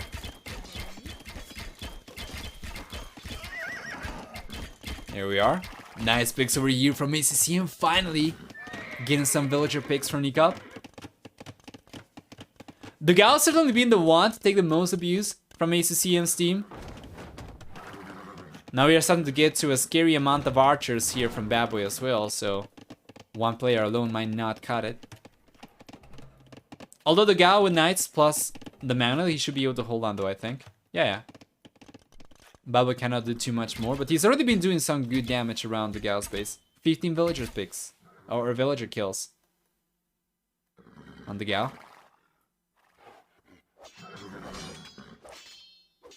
Now if he shows up to play, that's another thing. Yeah, well, he did not play for Return of the Clans at all, right? During the grand finals, so I don't know what the chances of him showing up for a $4,000 to $6,000 2v2 tournament is. Or what the chances are, though, in any case.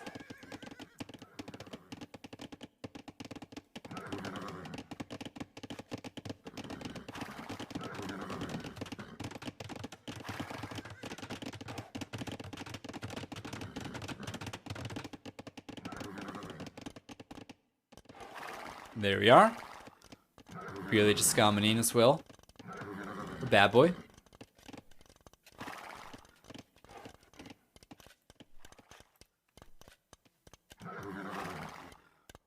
I'm in the AoE 4 tournament.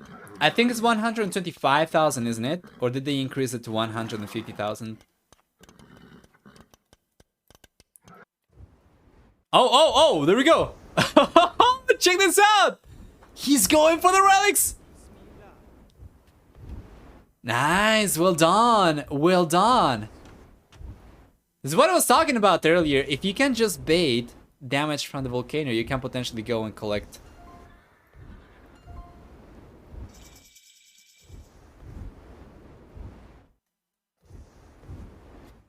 Yeah, he's sending the monks. Check this out.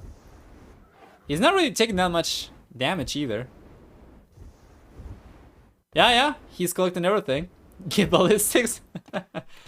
You know, if you patrol just right, ballistics might not be enough anyway.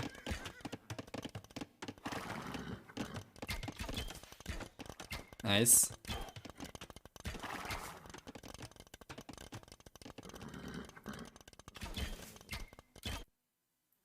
The archers coming down over here, going down for Bad Boy in the corner. Those are very unlikely to achieve too much. They were just being chased away. Getting to the Imperial Age first though means access to our ballistas. Imperial Age is gonna be here very soon for Nicov as well. Which means we could see potentially heavy cavalry archers. Obviously he also gets Parthian tactics for free. He already has Thumbring. So heavy cavalry archers over here is going to be so good. We are still waiting for the Gal and for ACCM to get enough resources to go out to the Imperial Age themselves. So the cavalry portion of the teams is going to remain... The melee cavalry portion of the teams is going to remain in the Castle Age for the time being. He's getting them all, man. He's getting all the relics. How many is that? Is that already? I think that's going to be the 5th and 6th relics.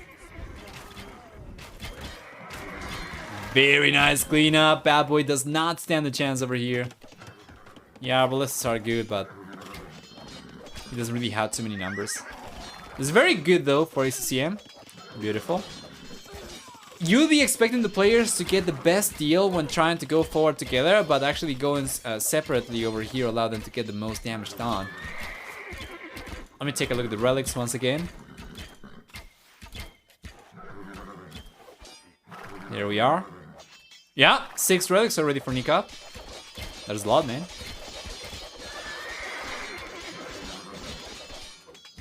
Good amount of knights for ACCM as well. It's got significant more compared to dogao.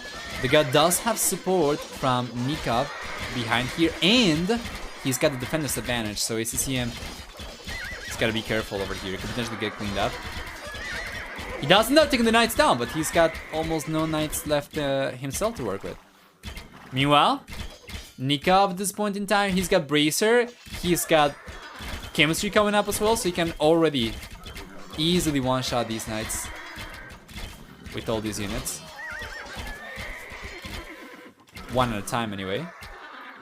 Yeah. If the volcano deals range damage, one ram can tank them. Alright. I'm not really sure if it's only range damage or if it also has a melee component, because sometimes, like the fire ship for instance, it's got melee and pierce damage. So we would have to see. Until somebody actually goes for it, I don't think we're gonna know for sure.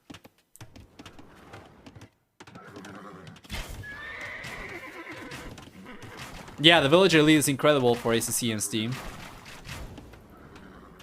And especially the economy that the ACCM is working with right now is so much stronger compared to anything the Nicov's teams got to work with. So no wonder he was able to significantly outproduce Nicov for units. Yeah, this is looking great. ACCM's team, they might be able to take game number 4. It certainly seems like it. With the Imperial Age on the way for ACCM, and very soon access, you know, to Cavalier, potentially Paladin. It's going to be very, very hard for Nicov's team to hold on against, especially as the dogao is nowhere near have enough resources to go up to the Imperial Age at all. He has been going for military production for the most part. He's gotten to a good amount of knights, 31 right now. But you take a look at ACCM's team, and ACCM specifically, he's got 80 knights. Once he gets to the Imperial Age, he's gonna be able to upgrade those to Cavalier. He's gonna be able to go for plate Pardon armor. He's got plenty of stables as well, so after he gets done getting all the upgrades, he will be able to get production going from up to 5 stables. You know, and his economy is not quite that strong just yet, but certainly should be able to outproduce dogao for sure, right? Dogao's got 55 villages only, so it's not even close. How many stables do we have for dogao actually? Let's get 4.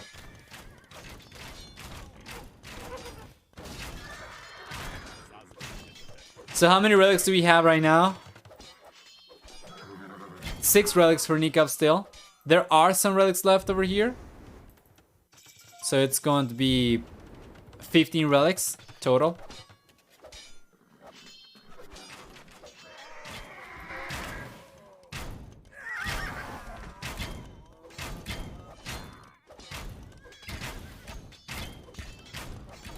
Beautiful. You know, I've always wondered what player reaction would be like when you start incorporating these aspects into the maps. Which people would probably just associate with scenarios more so than multiplayer maps.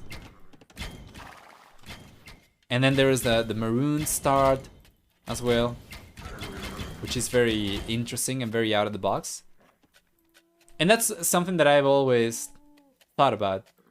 What would it be like if you start implementing these elements that usually you associate with scenarios into multiplayer maps? And so far, so good.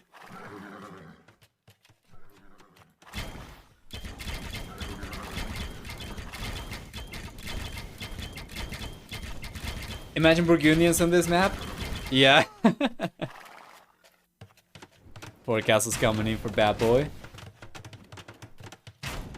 And Paladin upgrade now for ACCMs. Just finished researching Cavaliers, going for Paladin right away. Man, he's been on 1 TC for ages, and he's still been able to get so far ahead in villager count compared to anybody else, which is absolutely ridiculous. He's got the castle up.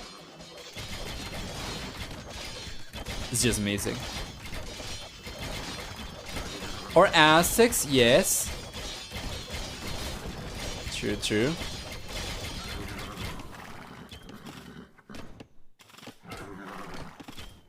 There we are. Here come the knights, and here come the cavalier. We have 27 cavalier versus 23 knights, but a lot of cavalry archers. And these are not heavy cavalry archers, but he's getting the upgrade. So in 5 seconds, that's going to be heavy cavalry archers for Nicov. He's got it. He's got chemistry. He's got bracer. That TC is a goner for sure. Wow. And the ACCM? Is this sudden death? That might explain why it's only 1 TC. He got taken down right away. Yeah. It seems like this is sudden death. Let me go and take a look at this real quick to make sure that this is actually the case. Yeah. That seems to be it. Well, ACCM's team was looking so much stronger. Now it's going to be kind of like a 1v2 position. And yeah, the dogao get cleaned up over here as well. So it is sudden death. Yes. Dude. I completely missed this, and I am hosting the tournament. Jeez. There are so many freaking maps.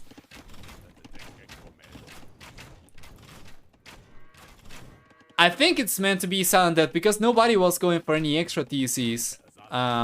So the players were aware of it when they were unable to go for any extra TCs. Yeah.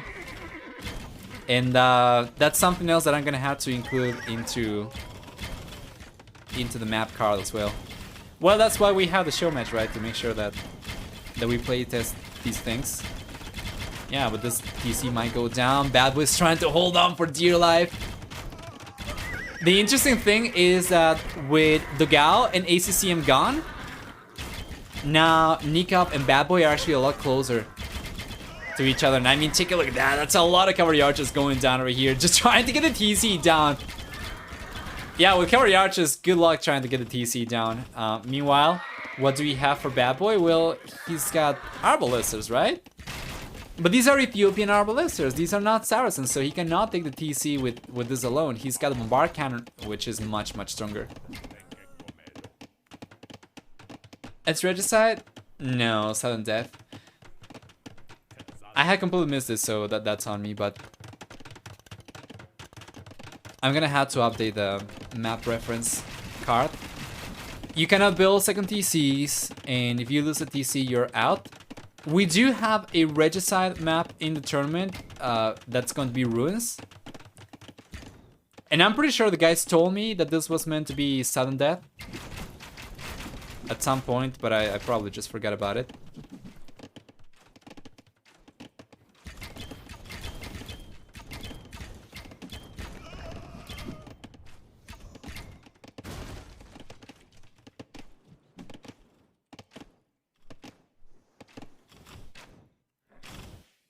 There you go.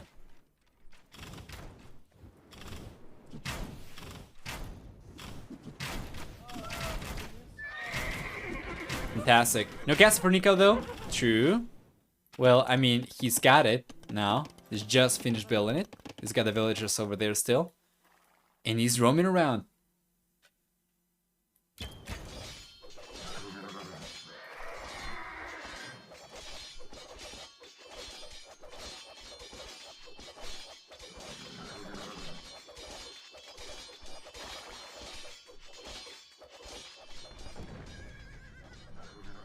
Beautiful. Does the center of the map keeps attacking things? Is the damage considerable or just something annoying?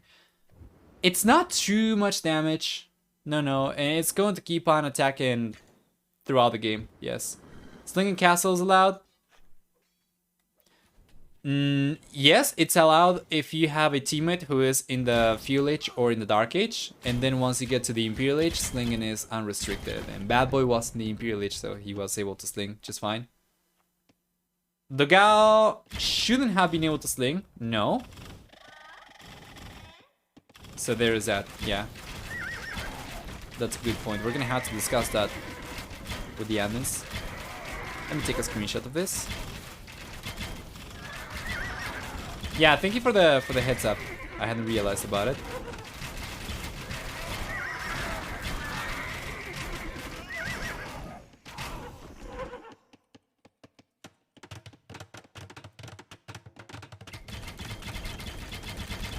There we are.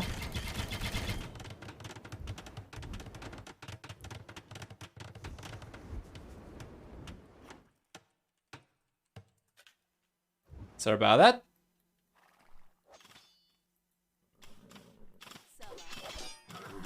Yeah, there isn't really a whole lot that Nicov's got to do around ACCM space, just baiting some units out.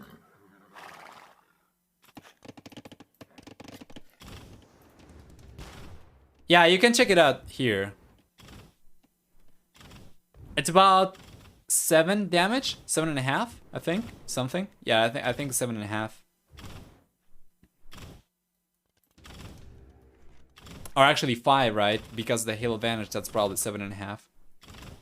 Yeah, it's probably 5 damage. It seems to have a melee component though, because if it was Pierce Armor, it probably would not do anywhere near as much damage. So it's probably more like, I would say 8? 9. 9 damage, right? It's probably 9 damage, yes. 9 melee attack, I would say. So 4 is getting absorbed, and then from the 5 you get 25%. Wait, what am I talking about? How 5? It's 7.5, that doesn't make sense. Probably 6. Yeah, 6. It's 6. So that is 10. Okay, it's 10 melee attack, I think. 4 is getting absorbed. 6 is coming through, plus 15%. That's going to be 7.5, yes. It seems like it's 10 melee attack.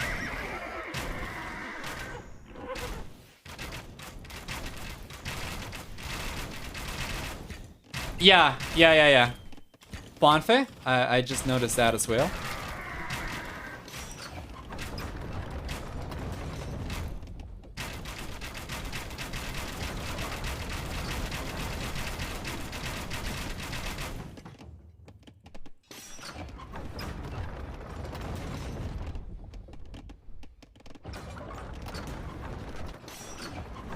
There we are, the castle's going down from Bad Boy. It has turned into a 1v1, of course. Now Nicov's looking so much stronger compared to Bad Boy. He's got 69, 71 heavy cavalry archers, and he's also going for silk armor. He's going out to the TC right away, I think. Boy, he needs more though. He needs more. He needs to bring the trebuchets. Where are the trebuchets? He had them over here. Yes, he needs to bring the trebuchets over to take the castle down. Otherwise, that's kind of rough. Now that he has the eco from it, the Onager would be great for Bad Boy. For Bad Boy, Onager? Against the cavalry archers? I mean, if he was able to get to a decent amount, maybe, to like a big mass of Onagers, maybe. But I feel like mobility over here should make it very hard for him to take advantage of small amount of Onagers.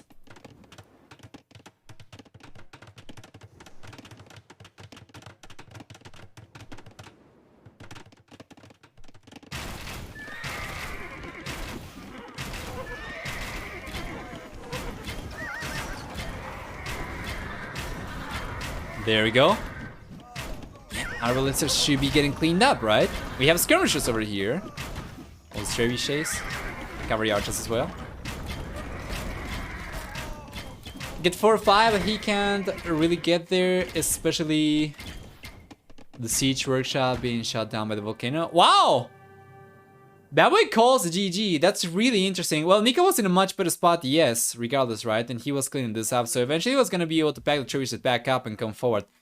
I thought we were gonna keep on trying until the TCs eventually went down, but that's still you can still surrender, you know. So well played. It was looking so much better for ACCM's team up until ACCM lost. So let's update this. It's going to be 3-1 in favor of Nikov's team, and we are discussing this Lincoln situation. We are also discussing the sudden death situation because I wasn't sure it was sudden death.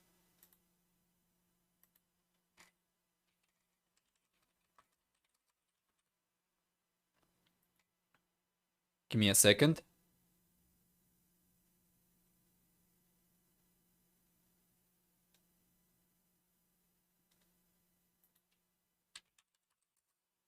Let me try and...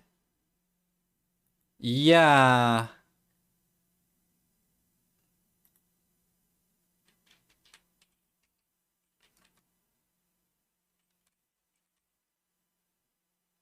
Yeah, the players are not sure about it.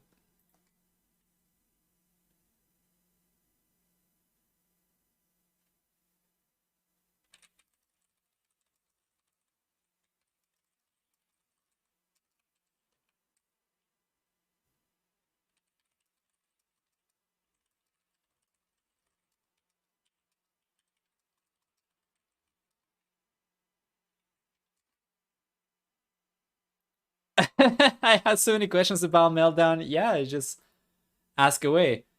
I'm not gonna lie, I had no idea it was sudden death, and ACCN says that he didn't know either. So it seems like the players did not pick it.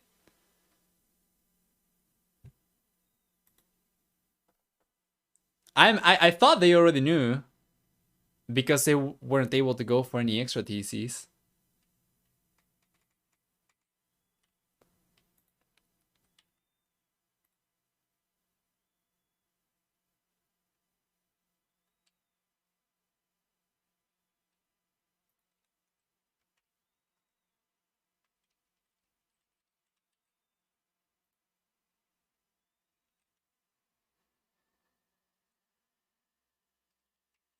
Okay. So I'm going to have some answers here in a moment. Why Kimmons with no extra TC? Yeah. Not gonna lie, I wasn't aware that it was sudden death, and the players were not aware. Were not aware either. Nico says that they didn't know, and ACCN says that they didn't know either. I thought they realized when they. I imagine somebody must have tried to go for a second TC. It seems like it's a coincidence that they went for one TC only, and it just happened to be sudden death.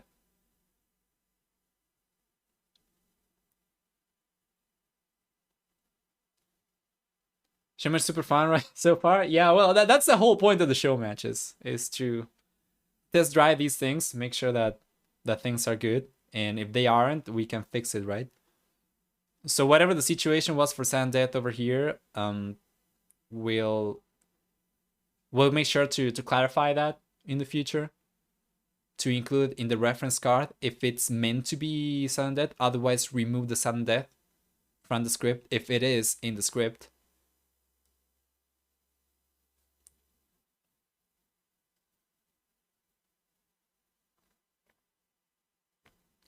Who hosted? I think Nicov did. Let me check. Yeah, Nicov did.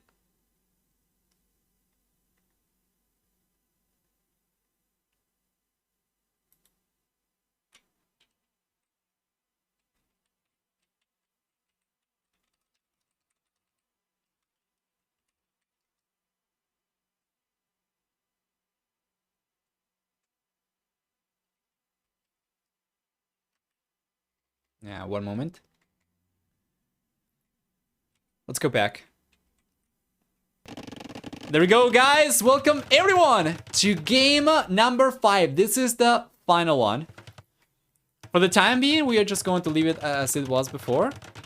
3-1 in favor of Nikov's team.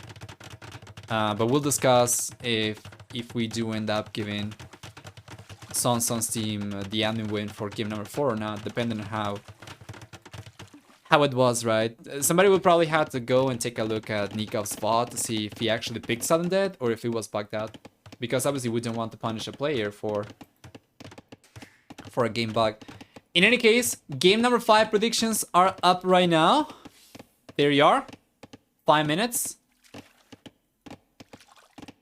Are the colors good? The colors are not good, so let's switch them over like this so that we still remain with hot colors for Nicov and dogao and cool colors for SongSong and ACCM. So they are playing down the south and up the north.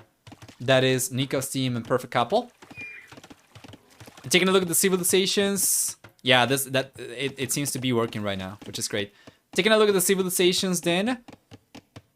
We'll see on the left-hand side for the first matchup, dogao's playing with Japanese and ACCM will be playing with Sicilians. On the right-hand side, Nicov's playing with Chinese and dogao's playing... Nicov's playing with Chinese and SongSong is playing with Spanish. So very different civilizations so far. And we'll see. I liked it. They should make just this map Sudden Death. I imagine any map in Sudden Death is going to be pretty interesting, but I'm not really sure. The thing about Sudden Death is that there is nothing that gives it away at the very beginning, and we did not describe it as Sudden Death, so if the players are coming in with plans of going for extra TCs or for going for something else, it kind of sucks. Especially during the main event where you're going to have so many teams coming into the tournament at once. Many teams are probably not going to go through the map guides or anything, so...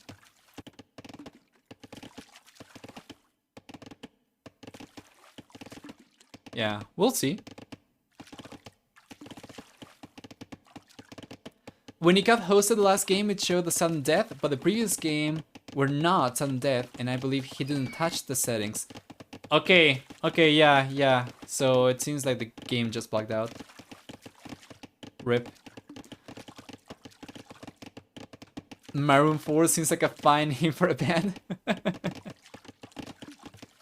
Looks like a great map for the Chinese. Yes it is. Let's go through the civilization bonuses, starting on the right hand side with SongSong and Nicov. First off, we're going to take a look at SongSong's civilization. He's playing with Spanish, which means that he gets 30% faster working builders.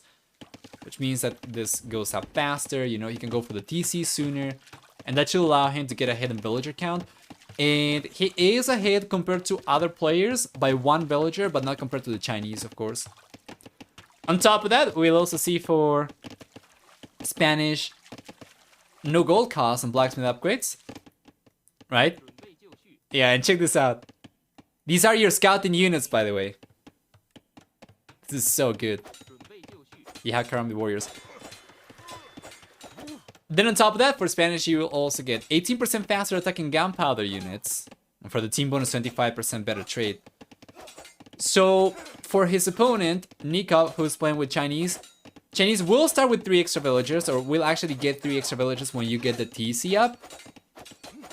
But because you already get box turtles, you can usually bypass the huge amount of idle TC time that Chinese usually begin with compared to other civilizations. So you can see that he's got less idle TC time compared to everybody else, which is pretty interesting, and he's gonna be able to hold on to his villager lead because of that. And he's got 3 more villagers compared to SongSong, the Spanish player, right? And he's got 4 more villagers compared to anybody else.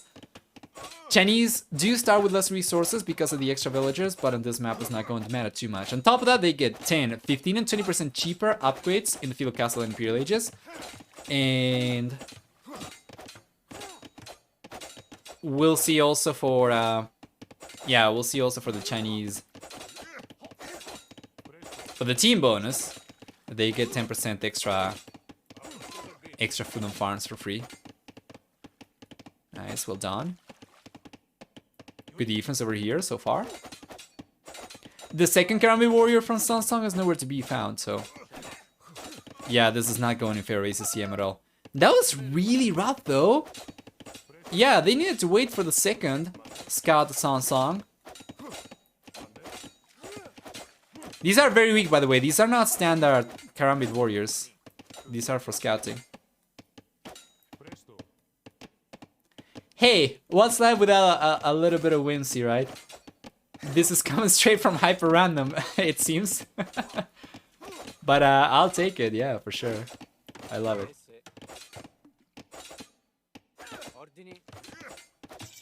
Nice. Beautiful.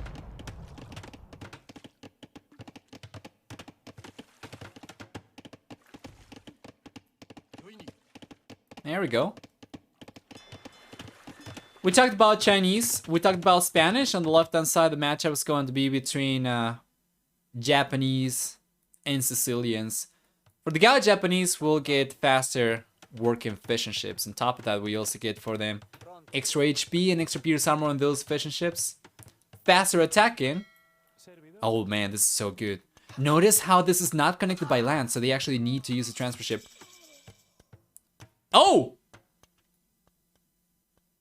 Scout's gone down from the Gao, but that means that they should know about this. This also, maroon is, it's got a lot of gold at the center. So yeah, so far so good. So if they're Karambit Scouts, would they get the Mongol scouting bonus? I'm actually not really sure, because I think the scouting bonus for Mongols is for scout line units. So it's gotta be scout cavalry, light cavalry, or hussar.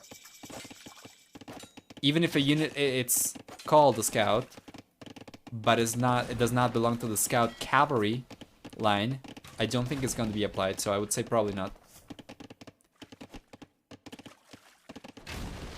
Okay, review the VOD. Game 3 was actually Sudden Death 2, but apparently nobody bothered to make DCs. However, Nicov did not activate Sudden Death. It auto-enabled when Nicov was picking maps. Okay, okay. So did he go for a map that was meant to be played as Sudden Death before picking the map for game number 3? So it's not a... Oh, it might be a game bug. Thank you so much for checking. Eagle Scout don't get it either. Yeah, although they are only called Eagle Scout as opposed to just Scout. But yeah, I don't think these are going to get affected by the Mongol bonus. Anyway, we were talking about Japanese. They get faster attacking infantry starting in the fuel age. Players are already starting to get to the castle age, so let's try to wrap the civilization description up ASAP. What do we get then besides that? They are going to have also a 50% discount on drop-off buildings, and then for the team bonus, galley line ships get 50% extra line of sight. Well, finally, Sicilians will start with 100 extra stone. Villagers can build DCs and castles 100% faster. They get 100% extra food on farms as opposed to your standard amount per each farm upgrade. And then on top of that, they also have for the team bonus. What is it? I think it was 50% extra line of sight on transport ships, if I'm not mistaken. I think that's it, right? Before I forget, Sicilians also get access to dungeon, but yeah, it doesn't seem to be particularly relevant so far. It's interesting how players are prompted into walling the connections to the center, so they cannot get transported. Nikov's VOD from 1:47 later. Yeah, okay, sure. Did he do recommend the settings by accident? Maybe. You're going to hear a sound effect. It's on my end, don't worry.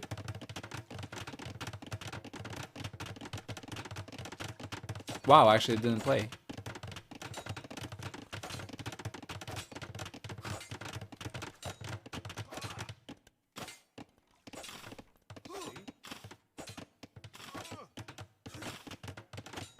I cannot imagine how it auto-enables sudden death, but I know that sometimes choosing maps is buggy and a click hit it somewhere else might have landed there. Yeah, maybe. What's important is that it was not... He didn't do it on purpose.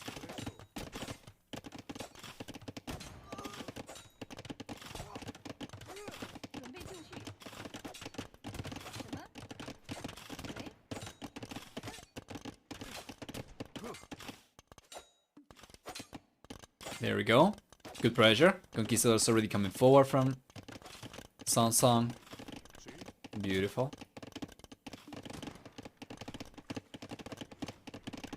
We have sometimes seen a map a player did not pick happen when a game started. Yes, yes, I saw that one before as well. So it could have been just a game bug.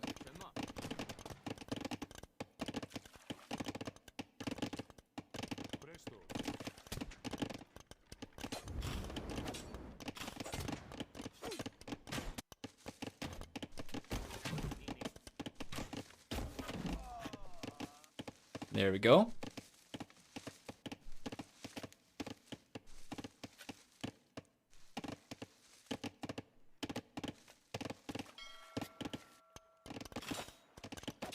There we are. Castle is gonna be here very soon for the dogao as well.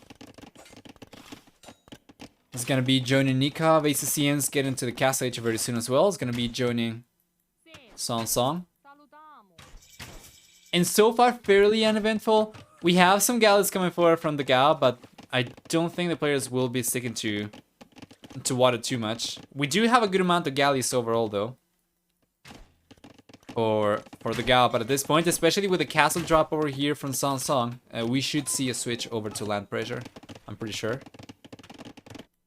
Yeah, there we go. The conquistadors are coming over to the left. Oh man, this can be so good. If he can push those villagers away, that's gonna be so great for the blue player. He can break through over here as well. Nice.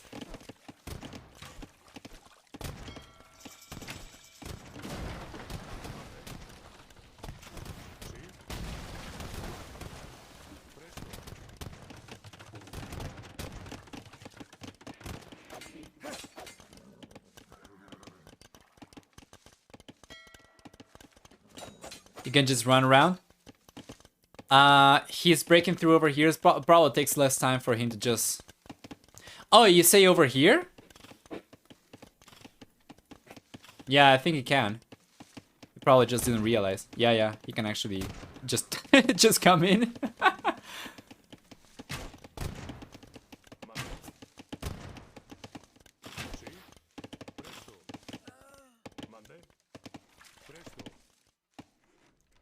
Not that it matters with conquistadors. Yeah. He's able to breach through, coming in right away. He cannot do too much damage though, but he does have a second group of conquistadors, or at the very least he's trying to go for a second group of conquistadors on the right hand side. So he'll be putting pressure against the dogao and Nicov at the same time. There's another castle coming up for SongSong! This castle is great! Please? Okay, yeah, they did remove sudden death.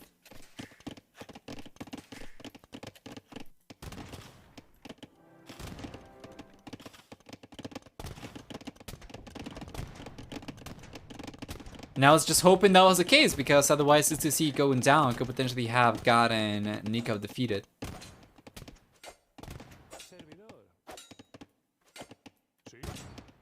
There we go. Yeah, ends up getting pushed away from here. Good defense so far. Water presence certainly looking so much stronger for Nicov's team so far. And you can see that they do have a lot of extra military units because of it. We have 8 fishing ships, or sorry, 8 fire ships, and then we have 12 galleys, right? So that's going to increment their military count by 20. But even if you adjust for it, they still are ahead in terms of military count compared to SongSong's team. We have basically just conquistadors for SongSong, and ACCM's got some knights. But not too many. So the next 5 minutes are going to be absolutely instrumental. Nicov's the first player to go out to the Imperial Age, but SongSong is getting a second castle up over here. So if he can take the TC down, and he can keep on putting pressure with his conquistadors and makes the Magnol work as well, he should be able to suppress Nicov and allow his team to catch up. Imperial Age is coming up no matter what. That TC is not going down fast enough.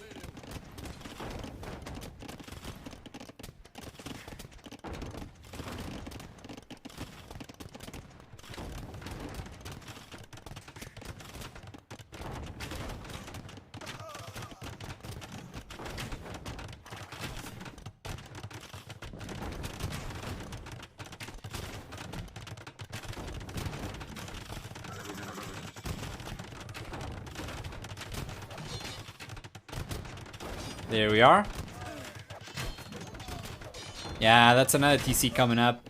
That's a very, very good defense for Nicov. He's managed to stabilize over here, takes down the Conquistadors as well. It seems SongSong was paying attention forward. I'm not really sure. This is ACCM's building. I don't know what SongSong was doing over there, but... Anyway. Certainly not putting quite as much pressure over here as it seemed like he was going to be able to before. Now the guy is on his way to the Imperial Age as well. You take a look at SongSong's team and nobody seems like they'll be able to click up anytime soon.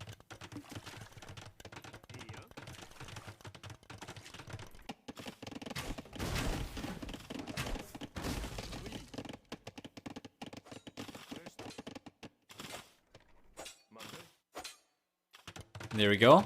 If this castle coming out then, the guy should be able to prevent SongSong from keep on pushing.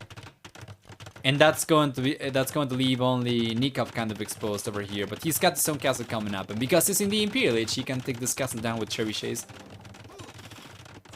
SongSong on the other hand, he's got the lowest economy right now from all 4 players. So won't be able to go out to the Imperial Age anytime soon. And even though eco count is looking a little bit better for SongSong's team, the military count is so much stronger for Nikov's team, though it's not even close at all.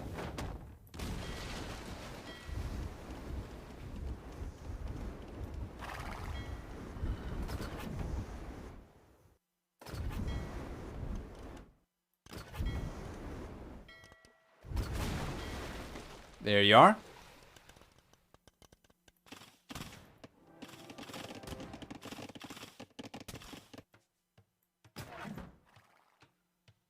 Beautiful.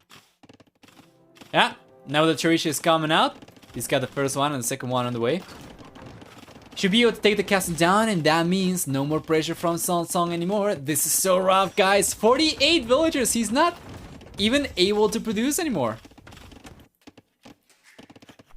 And is waiting for Wheelbarrow now.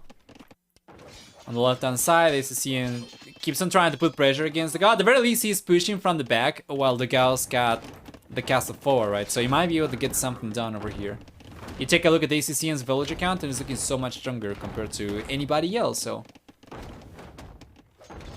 Not the best position for SongSong's teams for sure, but certainly not something they're not gonna be able to come back from.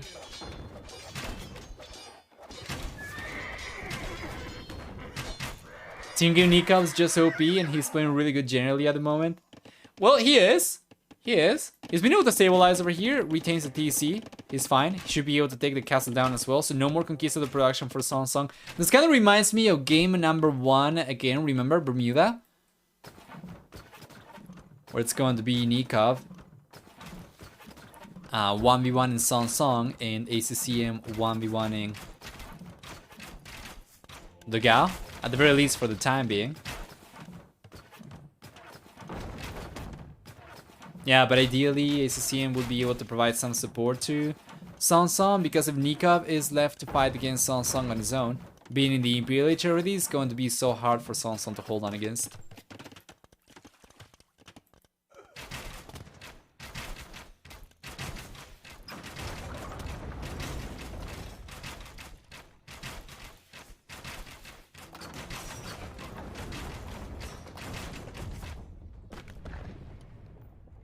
There you are. Castle goes down. You gotta be careful. Yeah, with a little hill advantage over here, the arbalests are really, really strong, even against fire ships.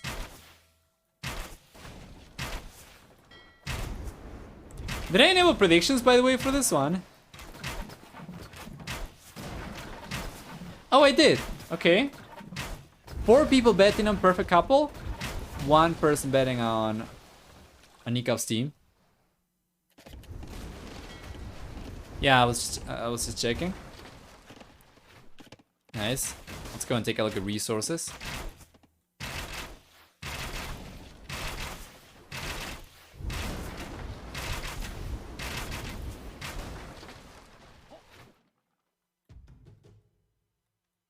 There we are. Imperial Age is finally going to be on the way for ACCM, the only player from his team who can afford to go up to the Imperial Age. He's got 4 TCs currently. More so compared to anybody else by quite a bit. Defensive castle over here. You know, center control is going to be so important. If they are able to hold on to the center, that's going to be huge for them because they don't have to go into trading. They don't have to pay for trade cards. They can just collect gold and stay ahead. How much gold do we have left for Nicov's team? Yeah, we have some. Each shipwright's going to have 1600. But they already ran out of many of these. So it's not a huge amount of gold though, in any case.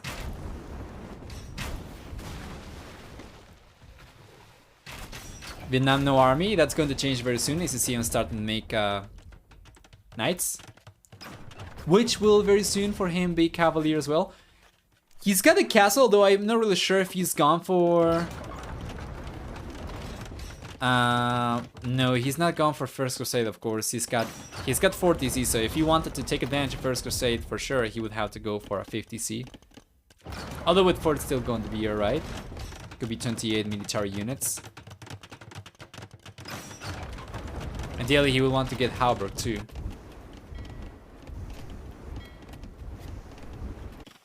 The CM starting to take a lot of pressure, man. Trebuchet's from the guy on the left-hand side. Trebuchet's from Nicov down south. The castle's going down over there for sure. Yes, sir. With Halberg, he might be able to 1v2. Well, given the economy he's got, if he's able to keep a good amount of units producing, sure. If he's able to keep the stables going. The problem is, though, he's lost a castle before getting to the Imperial Age. We take a look at resources, and he does not have enough to go for a castle anymore. And, of course, he's lost one of the TCs, so now he's gone down to 3 TCs only. And this pressure, though, from the Gao is incredible. He's going for another castle here, a 4-1. Man, what do we have from ACCM for? We don't have anything left anymore.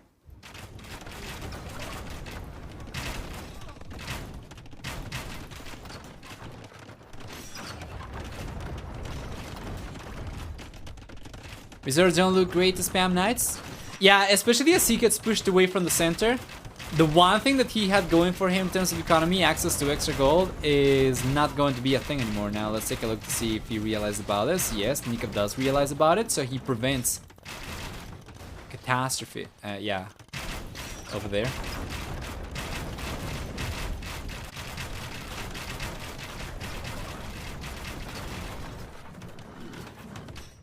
Yeah, well done. All of a sudden, we have no TCs left for ACCM anymore, so where can he shelter his villagers to hold on against these units? I don't think he can at all. And even though he might be going for Cavalier and he's got Play Bard and Armor coming out, he's got plenty of Cavalier queued up, I just don't think this is going to be enough. We have a castle for the Gao to fall back to. And very soon ACCM will straight out get pushed away from here. While getting pushed away from here, won't have the resources to keep on going for Cavalier anymore. Here he comes. That's gonna be GG, guys! And Nicov's team ends up taking this one as well. With a score at the end of 4-1. Now, we'll be discussing privately what Game 4 situation is going to be. There is a chance that we might just split the price for that game 50-50 or something, but as of this point it's going to be 4-1 in favor of Nicov's team, even if SongSong's team got an admin win for game number 4 because of the sudden death mistake, even though it was not Nicov's fault, so it's kind of hard to justify that. It would still be better for Nicov's team, so let's update, or let's actually pay the predictions off. And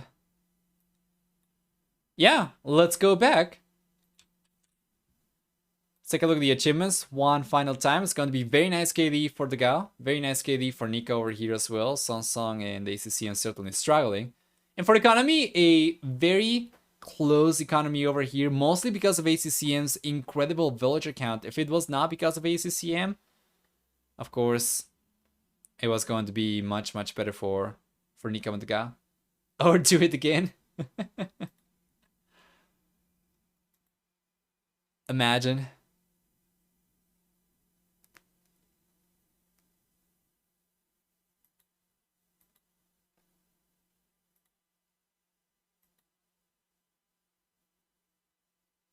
Okay. Let's go back. Chat demands it.